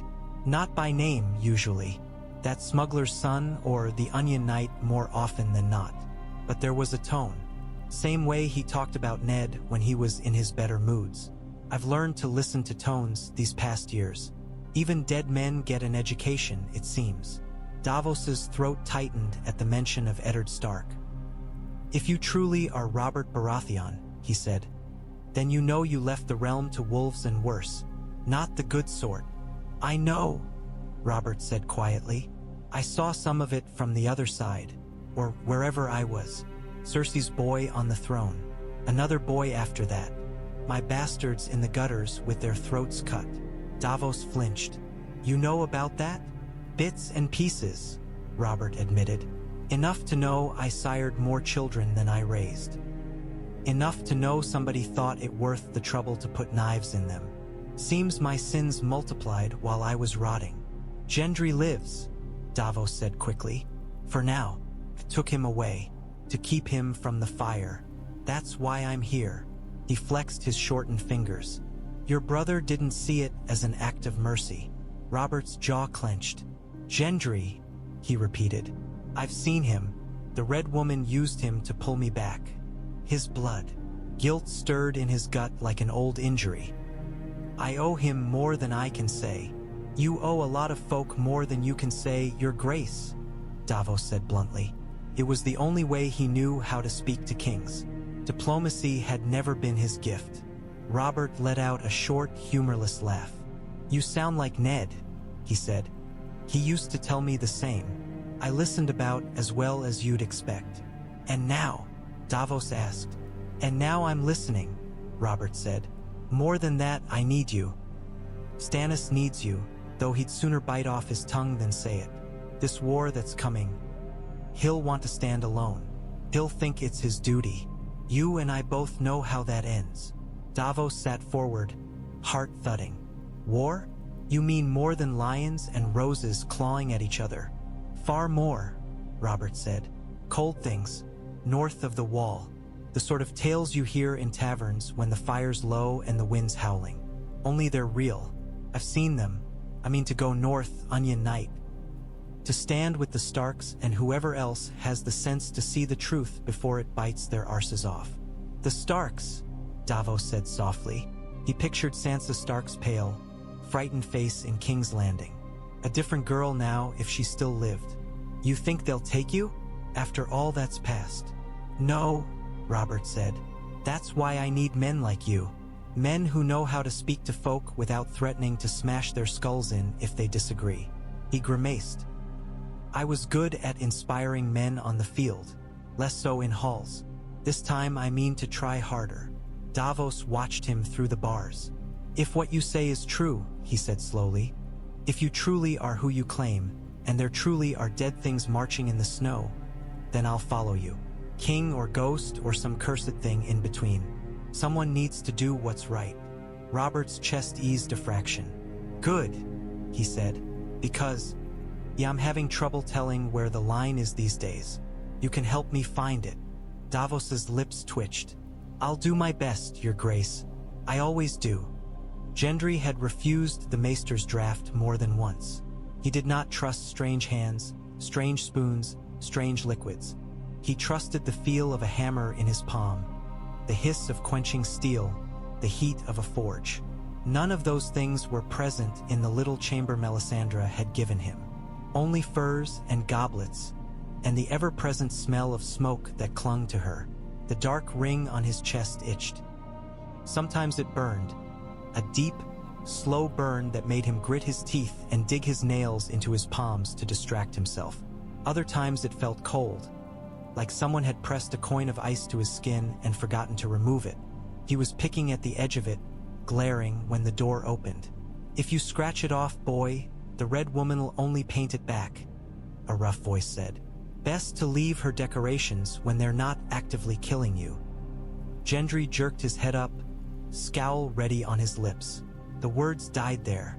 The man who ducked into the room was big. Not just broad, but big in the way of an oak tree or a boulder that had sat for decades on a hillside, weathered but unmovable. His hair was black streaked with gray, his beard grown full, his robe plain. There was a scar on his chest that almost mirrored Gendry's own, though cruder. Gendry had seen that face before, on coins, on banners, on walls in taverns and smithies. On a corpse, in his imagination, after he'd heard the stories of the boar. He swallowed. This is getting tiresome, he muttered. First the red woman, then the shadow baby, now this. I must still be on that altar, dreaming. If you were dreaming, Robert said, dropping heavily onto the stool, I'd be thinner and handsomer, and you'd be in a brothel, not a cold tower on Dragonstone. The brothel part sounds right, Gendry said before he could stop himself. A bark of laughter escaped the older man. It wasn't pretty, too rough, too frayed at the edges, but it was real. It filled the room in a way no candles ever could. You've a tongue on you, Robert said. Good. The world's full of men too scared to say what they think to their betters. Helps to have a few who'll speak plain. I'm a bastard, Gendry said. Ibe novaters. Just folk who can have me killed. Robert's mirth faded, leaving something more complicated in its wake. I was your better, he said, in every sense that counts in this rotten world. King, Lord, high as they come, and I left you in flea bottom. Never looked, never wondered. He shook his head. Seems the gods, or whatever that fire is, decided that was something I ought to answer for. Gendry's jaw tightened. My mother used to say you were handsome, he said. Strong, smelled of leather and cheap wine. Said you gave her a smile and a pouch of silver and nothing else. I made my own way after she died. Never expected anything from you. And yet here you are, bled half out for me, Robert said. You should have expected better. From anyone who calls himself a man, king or no. Gendry snorted. I expected nothing from anyone. Easier that way. Easier, Robert agreed, but not better. They sat in silence for a moment. The lantern between them hissed softly as a drop of condensed moisture fell onto the heated metal. When the red woman did her thing, Gendry said at last, staring at the lantern, not Robert's face. I saw something. Snow. A wall of ice. Wolves. A man with your face younger. A woman with flowers in her hair. Then a hammer. Fire. It hurt. Robert's fingers clenched on his knees. I saw some of that too, he said quietly. From the other side. The wall. The wolves. The hammer. Your blood seemed to know the way to me. Gendry touched the ring on his chest again, more gently this time. I don't know if I forgive you, he said bluntly, for not being there, for letting folk kill your other bastards, for sitting on a throne and never thinking about the children you left behind. Robert closed his eyes at that. The words landed like hammer blows. He did not flinch away from them. You shouldn't, he said. Not yet. Maybe not ever. I can't ask for that. All I can do is try to be something better for the time I've got left. You think you won't be around long? Gendry asked. Robert opened his eyes and met his son's gaze. There was no point lying. The boy had already been used as a conduit. He would feel the truth in his bones whether Robert spoke it or not. Things pulled from the fire don't last as long the second time, he said. Melisandre doesn't say the words, but I see it in her eyes. I'm a storm called back for one more blow. After that, he shrugged. I don't expect a peaceful old age. Gendry chewed that over. What are you going to do with it, then? He asked. This time you've got. Robert thought of the wall, of Jon Snow's stern young face in the flames, of Sansa Stark's pale gaze when he'd last seen her in life. Little bird, he'd thought and done nothing when the lions plucked at her. He thought of Ned's head on a spike. Lyanna's empty bed. Wolves scattered. I'm going north, he said, to stand with the Starks, to fight what's coming out of the dark, to try and make sure the world you and those wolves inherit is still here to argue about. Gendry snorted again, but his eyes were softer now. Reckon they'll believe you? He asked. The Starks? The North? Oh look, it's King Robert back from the dead. Come to help. I wouldn't, Robert admitted. Not in their place. That's why I need folk like you and Davos and even my sour-faced little brother. Folk who've earned trust one squandered. You want me to come, Gendry said, to the north. I want you to choose, Robert said, to stay here and be a smith and pretend none of this touches you, which it will in the end, or to come and swing that hammer of yours at things that need killing. I won't drag you, I've had enough of dragging people into battles they didn't choose. Gendry looked down at his scar once more. When I was on that altar, he said slowly, I thought I was dead, thought that was it. Then something held me, hurt but held. Felt like a hand dragging me back when I wanted to fall. If that was you, or this god of yours, feels like I owe something back. He lifted his chin. I'll come, he said, north, wherever. Robert's chest eased again in a way that surprised him with its intensity. Good, he said gruffly. You'll need to make me a hammer, then. A real one. The last one I had got itself lost in some Lannister vault or melted down for trinkets. I'd wager. Gendry's mouth twitched. You think they kept it? After what you did with it? Lannisters love trophies, Robert said. Besides, they like to pretend they earned every blow that was struck in their favor. Keeping my hammer would suit their sense of irony. I'll make you a better one, Gendry said. Steel that won't bend, head weighted just right. You can swing it at whatever ghosts you've got left. Robert smiled properly this time. Felt strange on his face, like stretching a scar. Good lad, he said. We'll kill some real ghosts together before we're done. Night fell hard on Dragonstone. Clouds swallowed the stars. The sea merged with sky in an unbroken black, broken only by the faint loom of white foam where waves smashed themselves to pieces far below. The wind tasted of rain and salt and something older, something that had lived in these stones since Valyria's height. Robert leaned on the balcony's lip, robes snapping around him, eyes fixed on the horizon. The sea had always soothed him once, in his younger days. Riding up and down the coasts, leading raids, feeling the spray on his face, the boat bucking under him. Freedom, simpler times. Now the water looked like a grave. You brood as much as Stannis, Melisandre observed, coming to stand beside him. I had not expected that. I had less to brood about then, he said. Drank, fought, fucked, slept, repeat. A man with that sort of life doesn't often stop to wonder what comes after. And now you wonder, she said. And now I've been there, he replied. Seen enough to know I'd rather face what's coming on my feet than go back to that fire without trying. She studied him, head tilted just so. The wind tugged strands of her red hair loose from its knot, weaving them into the dark like tongues of flame. You take this seriously, she said. Good. Many men confronted with a second chance waste it as thoroughly as the first. I wasted the last one for 3 men, Robert said bitterly.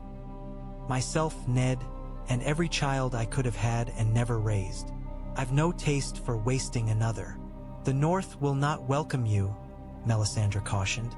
They will remember your broken promises, your failure to protect Eddard Stark, your alliance with the Lannisters that cost them their lord.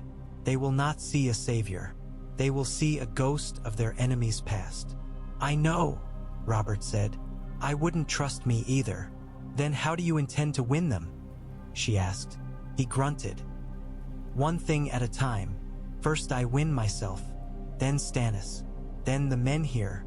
After that, the Starks, the North, the rest. You said it yourself. Storms are made of smaller winds. I'll start with what's closest. That is more sense than you showed in 20 years on the throne, Melisandre said, not unkindly. I didn't have a knife in my guts then, Robert said dryly, or a fire god hurling visions at my head every time I close my eyes. Do you see them? She asked sharply. Still, yes. He did not look at her. Winterfell's hall, a boy on a wall, dead things marching, wolves, always wolves. You said something once about blood remembering. Seems mine does in its own way. It is not your blood that remembers the wolves, Melisandre murmured. It is your guilt. He snorted. You don't mince words, do you? No, she said.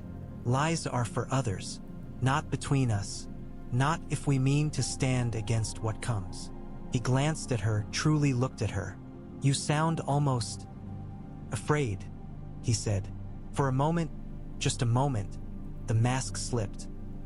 He saw the woman beneath the red silk and fanatic certainty. A girl from a slave city, perhaps, who had looked into flames because there was nothing else to look into, who had found meaning there and clung to it with both hands. "I have served the Lord of Light all my life," she said. "I have seen great things in his flames, kings, battles, dragons, shadows. But nothing honest scares me as much as the cold I glimpse when I look north. Even fire can be quenched if there is enough of it." "Then we make more fire," Robert said. "Enough to burn back whatever's coming. Steel, men, stubbornness. Wolves and stags. Dragons, if the tales are true." He thought of the girl across the sea with her hatchlings, the Stormborn. "I spent my life hating dragons. Might be time to think of them differently." "You would ally with Daenerys Targaryen?" Melisandre asked, surprised.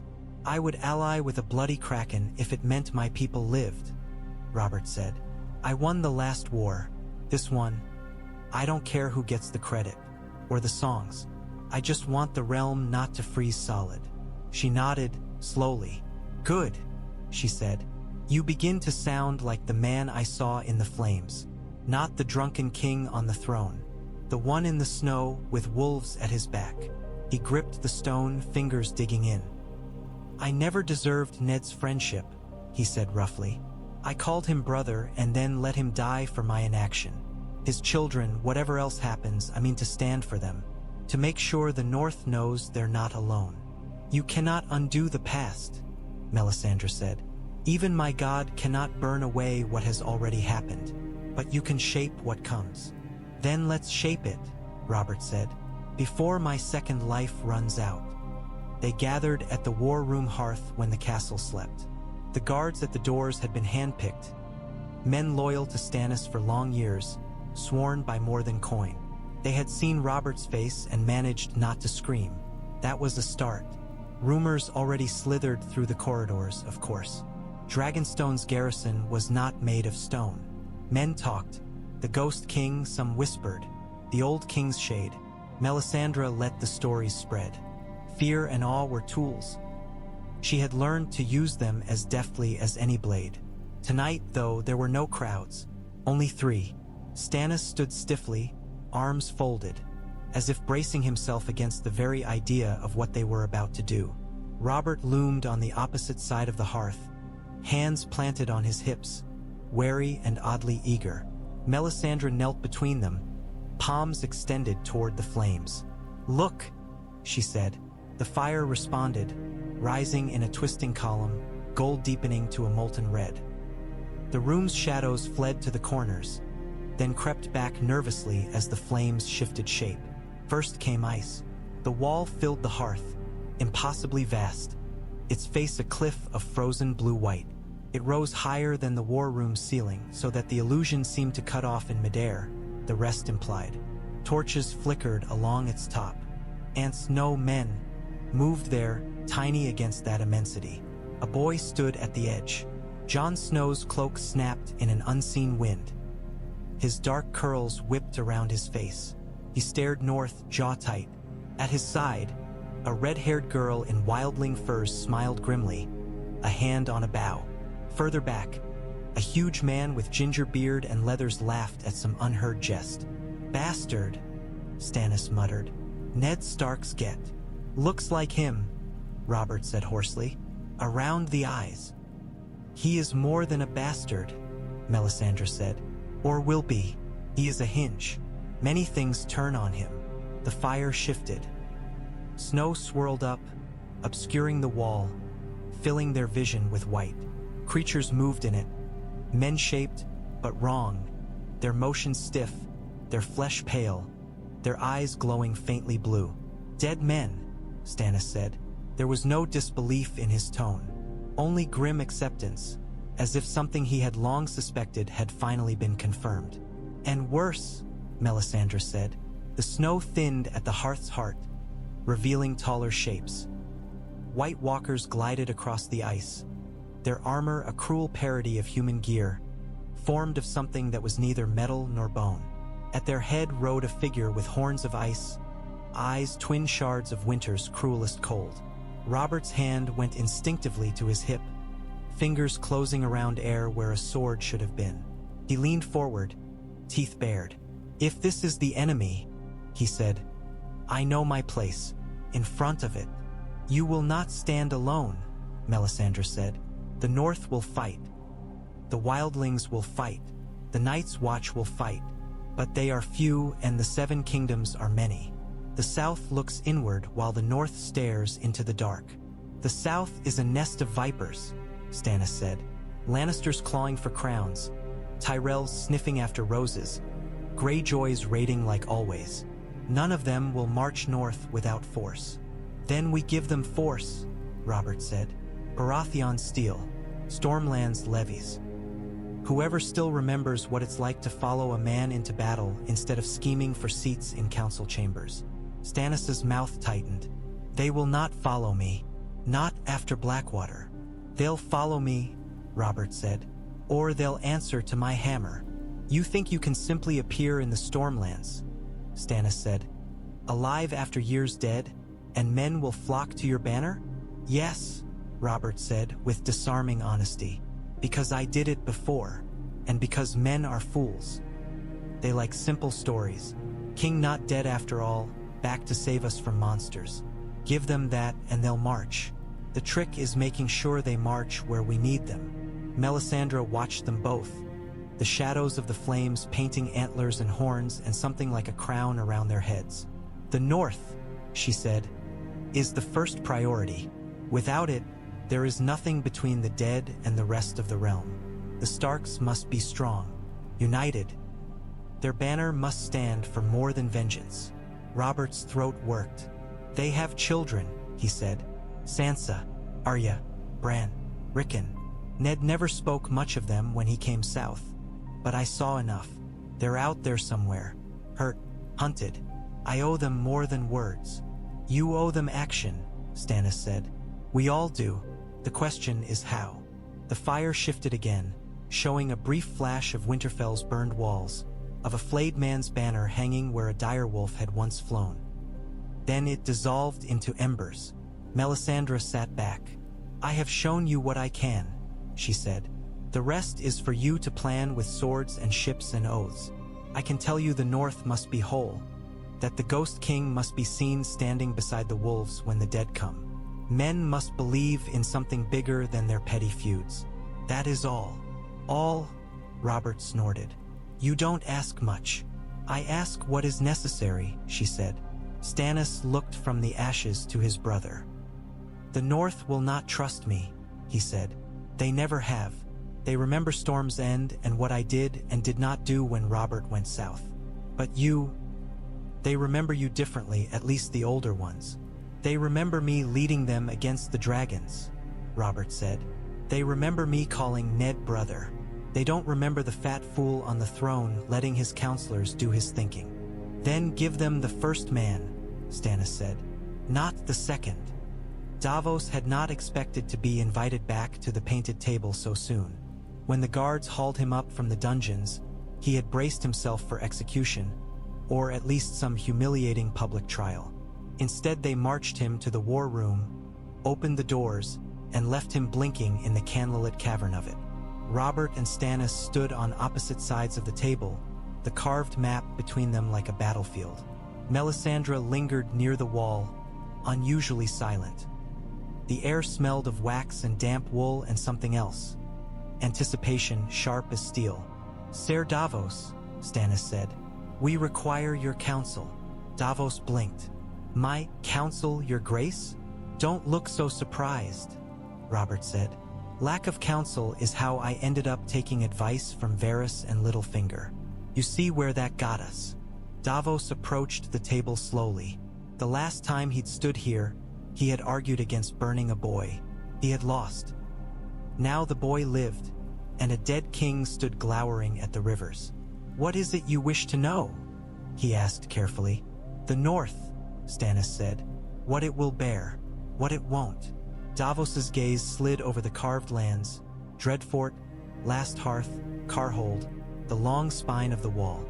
Little wooden direwolves and flayed men and krakens were scattered where Stannis had left them after his last council. The North remembers, he said slowly. They say it like a prayer. They remember who came when they called and who turned away. You, your grace, he inclined his head to Stannis, came with what strength you had, even when it was not wise. That matters. So does the fact you failed. Northerners respect effort, but they worship victory. And Robert, Stannis asked, voice tight. Davos hesitated. They remember the rebellion, he said. The older ones. They remember you fighting beside Eddard Stark. They tell tales of your hammer and their lord's sword, of blue roses and promises. The younger ones know only that you let Lord Eddard die in King's Landing, that you married your crown to a Lannister. Robert's jaw clenched. I did more than marry it, he growled. I handed her the reins and went hunting. I know what I did, Davos. No need to soften it. I wouldn't know how, Davos said. If you go north, your grace, you go as a man seeking to make amends, not a king expecting loyalty. You go with your head bowed, not your hammer raised. Robert's lips curled. You expect me to crawl? I expect you to remember what you see when you close your eyes at night, Davos said quietly. Whatever lies beyond death, I doubt it left you unmarked. Use that. Let them smell the change on you. Stannis's gaze sharpened. He is right, he said. The North has seen enough proud lords. They might trust a man who looks more like a penitent. Robert scowled. What, you want me in sackcloth? No, Davos said. But plain armor, no crown. No banners proclaiming yourself king. Let the stories carry you before the proof. If men hear the ghost of Robert Baratheon rides for the wall, if they hear he stands with the Starks against the dead, they'll come. Curiosity, if nothing else. Once you're there, you let your hammer and your honesty do the rest. Honesty, Robert muttered. I always preferred the hammer. The two don't need to be enemies, Davos said. He reached for a carved stag, hesitated, then pushed it north on the map, sliding it past the neck, toward Winterfell. With his other hand, he took up a direwolf and nudged it slightly south, closer to the same point. Storm and wolf, he said, side by side. That's what folk will remember, not who had the better claim to a chair hammered together by a mad king. Stannis watched the pieces touch. You speak like a man who has stopped believing in thrones, he said. I speak like a man who's seen too many folk die for them, Davos replied. My sons burned in the Blackwater, your grace. Waves of wildfire ate them. For what? For a boy king and his mother's pride. I'll follow you into this new war. I'll follow your brother if he's truly back. But I'll not see any more lads burned for crowns if there's another choice. Robert's shoulders slumped a fraction. No more burning, he said. Not for thrones. Not for magic. Only for warmth and cooking meat. He glanced at Melisandre. You hear me, Red Woman? No more sacrifices. We've paid enough. Melisandre's eyes narrowed. There may yet be a price to pay. There always is, Robert cut in. But we'll pay it in sweat and steel and honest blood in battle, not boys tied to beds. If your fire god doesn't like that, he can drag me back to his furnace and be damned. For the first time since Davos had met her, Melisandre looked uncertain. The certainty that had always wrapped her like a cloak lifted at the edges, flickering. You speak boldly, she said. For a man bound by his god's mercy. I'm bound by my own shame, Robert said. That's enough. We'll make our own sacrifices in the snows, I've no doubt. But we'll choose them on the field, not on an altar. Stannis' mouth twitched, almost a smile. Very well, he said. No more burning. For now, we have other fires to tend. Ships must be prepared. Men chosen. Ravens sent. Careful with those, Davos warned. Lannisters perch in every rookery from here to Old Town. You send word that Robert Baratheon rides again, it'll be lions we see before wolves. Then no ravens yet, Robert said. Let the North hear about me another way, through whispers, through tales of a big, ugly bastard in a brown cloak, smashing whites to pieces. And how will you get to them? Stannis asked. Walk. I've ships, Davos said, and captains who owe me favors. You let me pick a crew, your grace. I'll get you and your ghost brother to the north without a lion seeing so much as a sail. Stannis nodded once. Do it, he said. As Davos bent over the map, pointing to harbors and currents, Robert watched the little carved direwolf and stag sitting side by side on Winterfell. Storm and wolf, he thought. Maybe this time we'll stand together before the end. The courtyard rang with two kinds of music. Iron on iron and wood on stone. The forge had been coaxed back to life for Gendry. He had complained about the tools, the state of the coals, the quality of the iron until Davos had laughed and told him he sounded like any master smith in King's Landing. Complaining, Davos had said, was a craftsman's prayer. Now the anvil sang under Gendry's blows. Sparks spat up, hissed as they met the rain. His arms moved in steady rhythm, sweat streaking the grime on his face despite the chill. Across the courtyard, Robert carved his own rhythm. The practice hammer Gendry had found for him was little more than a weighted stick with iron rings, but it dragged at his muscles like an anchor all the same. He swung it high, brought it down, twisted, brought it round again. Each motion mapped old paths through newer, stiffer flesh. Pain flared in his shoulders, his back, his knees. His lungs burned. His robe had been replaced with leather and wool, more suited to work.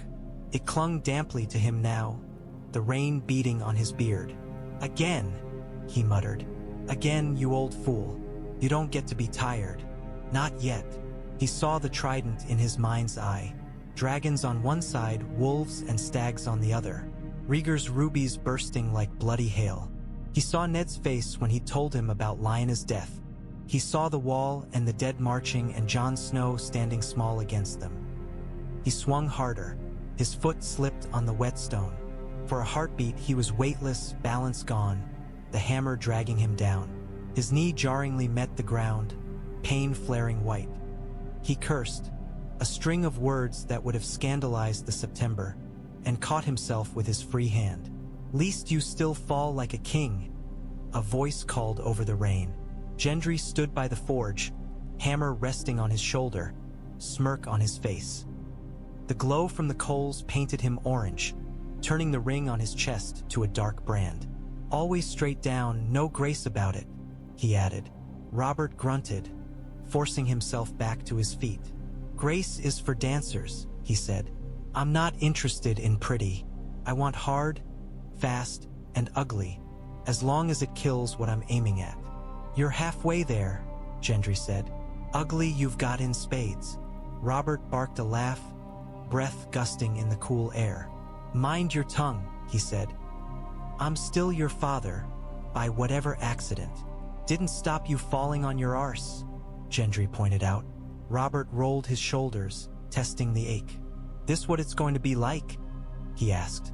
You standing over there, making jokes, while I drag this carcass around trying to pretend it's still 20? I'll be up there with you soon enough, Gendry said. When the steel's ready. He hefted the half-formed hammerhead with tongs, holding it up for Robert's inspection. The metal glowed a dull cherry, edges still rough. Not yet, Gendry said, but it will be. Balanced, strong, better than whatever you swung last time. That hammer killed a prince and a dynasty, Robert said. You think you can top that? I think you're going to need more than one dead prince this time, Gendry said. Might as well give you the best tool I can.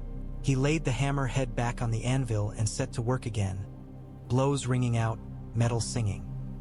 Robert watched him for a moment, saw the surety of his movements, the way his shoulders bunched and released, the focus in his eyes, and felt a strange mixture of pride and sorrow. This was a man he might have known sooner, a son he might have taught to fight, to ride, to drink, to laugh. Instead, he had met him on an altar, half dead from a ritual Robert had asked for. You're good at that, he said gruffly. The hammer, better than I ever was with a forge. Gendry shrugged without looking up. Only thing I've ever been good at, he said. You swing warhammers. I make them. Seems fair. Both needed, Robert said. Hammers don't swing themselves. You'd be surprised what metal can do when it wants to, Gendry muttered. Some steel's got more sense than the men holding it. Robert snorted. No argument there. He lifted his practice hammer again.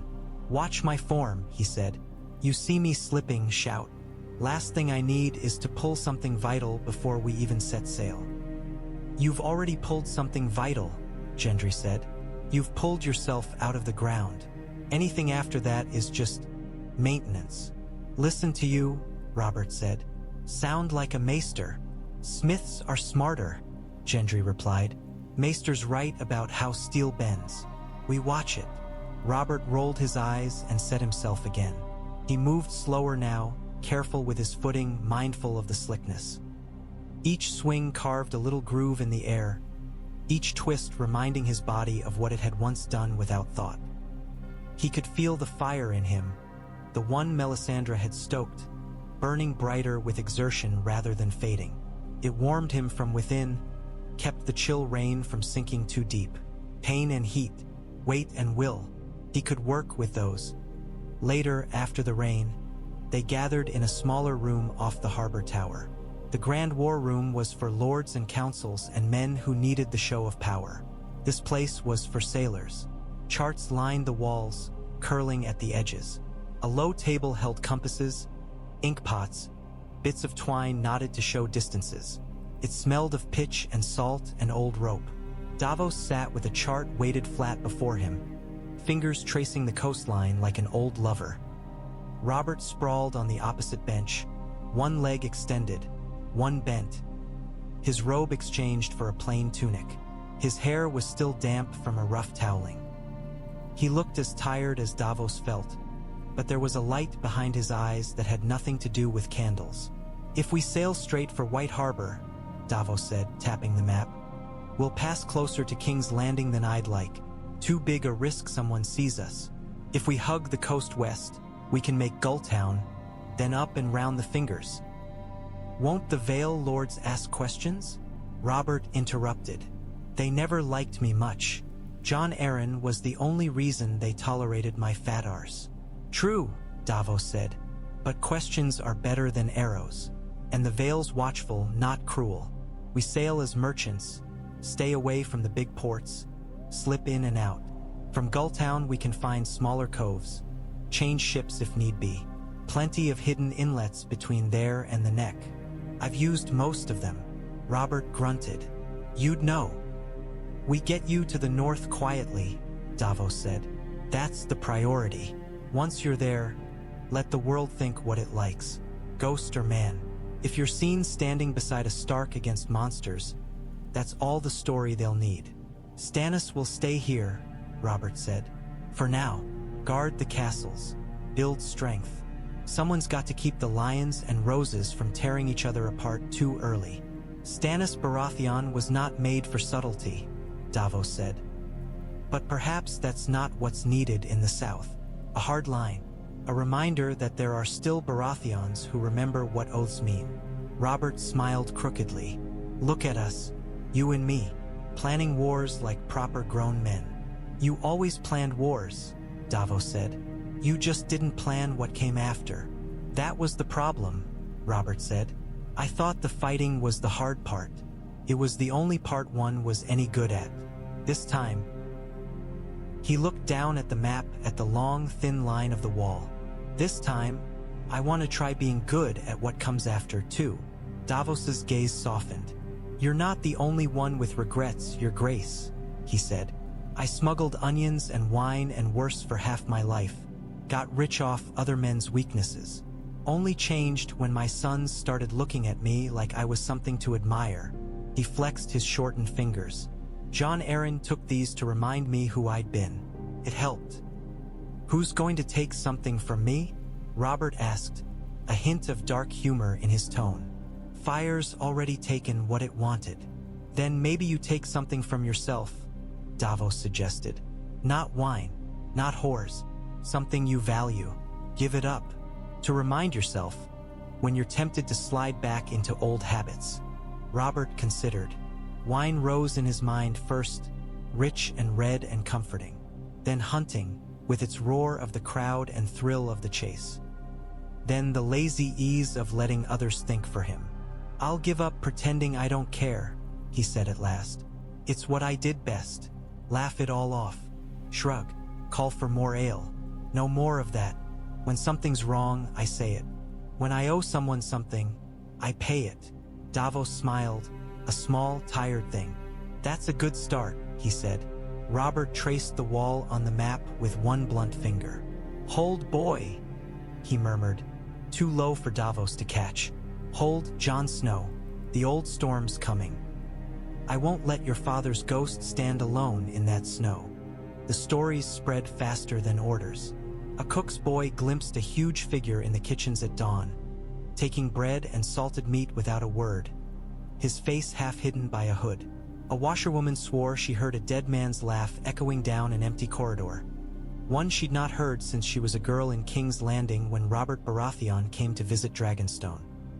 A pair of guards on the eastern battlements argued in low voices about whether the shape they'd seen walking the seawall at midnight was man, ghost, or demon.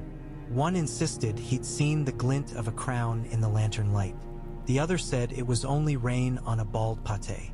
By the time the week was out, the garrison had a name for him: the Ghost King of Dragonstone. "He walks the halls at night," one said over stew in the barracks. "Big as a stable, broad as a gate, cloak flapping, feet bare. Doesn't speak." "He went into the old Armory," another insisted. "Heard the clang of training, I did. No one's used that place in years." "I heard Stannis talks to him," a third whispered.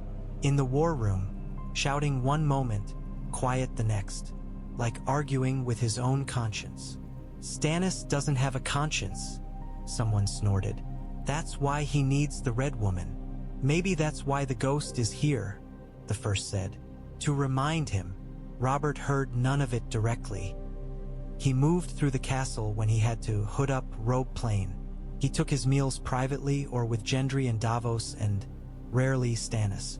He trained in the leaky armory and the rain-washed courtyard. He spoke to Melisandre under the open sky and tried not to look too long into her fires for fear of seeing things he could not yet bear. But he felt the eyes. Men glanced away quickly when he passed, as if staring too long might invite something. Women crossed themselves in the manner of the seven or muttered prayers to the mother under their breath. A stable boy dropped a bridle when Robert brushed by, hands trembling. Ghost, Robert thought, not without grim amusement. That's what I am to them. He could not entirely blame them. He felt like a ghost at times. The world had moved on without him. People he had known well were dead. Others had changed beyond recognition. The songs sung in the taprooms were about new heroes, new battles. His own deeds had passed into the sort of legend people rolled their eyes at.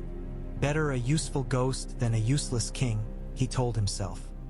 The day they chose to leave dawned gray and wet, like most days on Dragonstone. In the little arming room by the inner gate, Robert stood in his shirt, the scar on his chest pale in the torchlight. Before him on the bench lay pieces of armor. Plain steel, well-made but unadorned. No gold, no jewels, no crown stag stamped across the breast. "Feels wrong without the antlers," he muttered, lifting the breastplate. "Feels right to me," Davos said from the doorway. "Less a king, more a man." Gendry stepped forward, taking the plate from Robert's hands with ease. He had forged some of it himself, though not all. There had not been time. But he had reworked the joints, reinforced weak points, set the straps so they would sit comfortably on a broader frame. "Lift your arms," he said. Robert obeyed. The steel settled onto his shoulders like an old responsibility rediscovered. Heavy but familiar, the leather straps bit into his flesh as Gendry tightened them. Firm but not cruel. "Too tight?" the smith asked. "Not tight enough," Robert said. "I want to feel it when I breathe. Remind me this isn't a dream." Gendry grunted and tugged another notch. Davos watched them, something like pride tugging at the corners of his mouth. "You look like a soldier again," he said. "I was always a soldier," Robert said. "Just spent too long pretending I was a king." "You can be both," Davos replied, "if you remember which comes first." Robert flexed his arms, feeling the give of the metal. "What about the hammer?" he asked. Gendry's face lit in the way only a craftsman's could when speaking of his work. "In the yard," he said, "wrapped for travel. You'll have it when we reach the ship. I'm not letting Salt touch it before it has to." Robert nodded. It was superstition, but a sensible one. Steel could be ruined quicker than a man's reputation if it met the wrong water at the wrong time. "Stannis?" he asked. "Is he coming to see us off?" Davos shook his head. "He says farewells are sentimental nonsense. He sent word instead. Do your duty, he says. And don't let the Red Woman convince you you're some sort of messiah." Robert snorted. "She doesn't need to," he said. "I know I'm not. I'm just the first fool in line." Gendry handed him his gloves. "First in line means you get hit first," the young man pointed out. Robert pulled the gloves on, flexing his fingers. "Always did," he said. "I'll try to keep the worst of it off you." They stepped out into the corridor together. Rain drummed on the rooftops above, a steady, relentless beat. The air smelled of wet stone and the sea. Somewhere deep in the castle, a bell tolled, calling men to their morning duties. Robert walked toward the gate with Davos at his side and Gendry just behind. He felt the weight of armor on his shoulders, the ghost of his hammer at his hip, the burn of the fire in his chest. Ghost King, the rumors whispered. Perhaps, but he was a ghost that walked, and he was walking north. The ship was not large.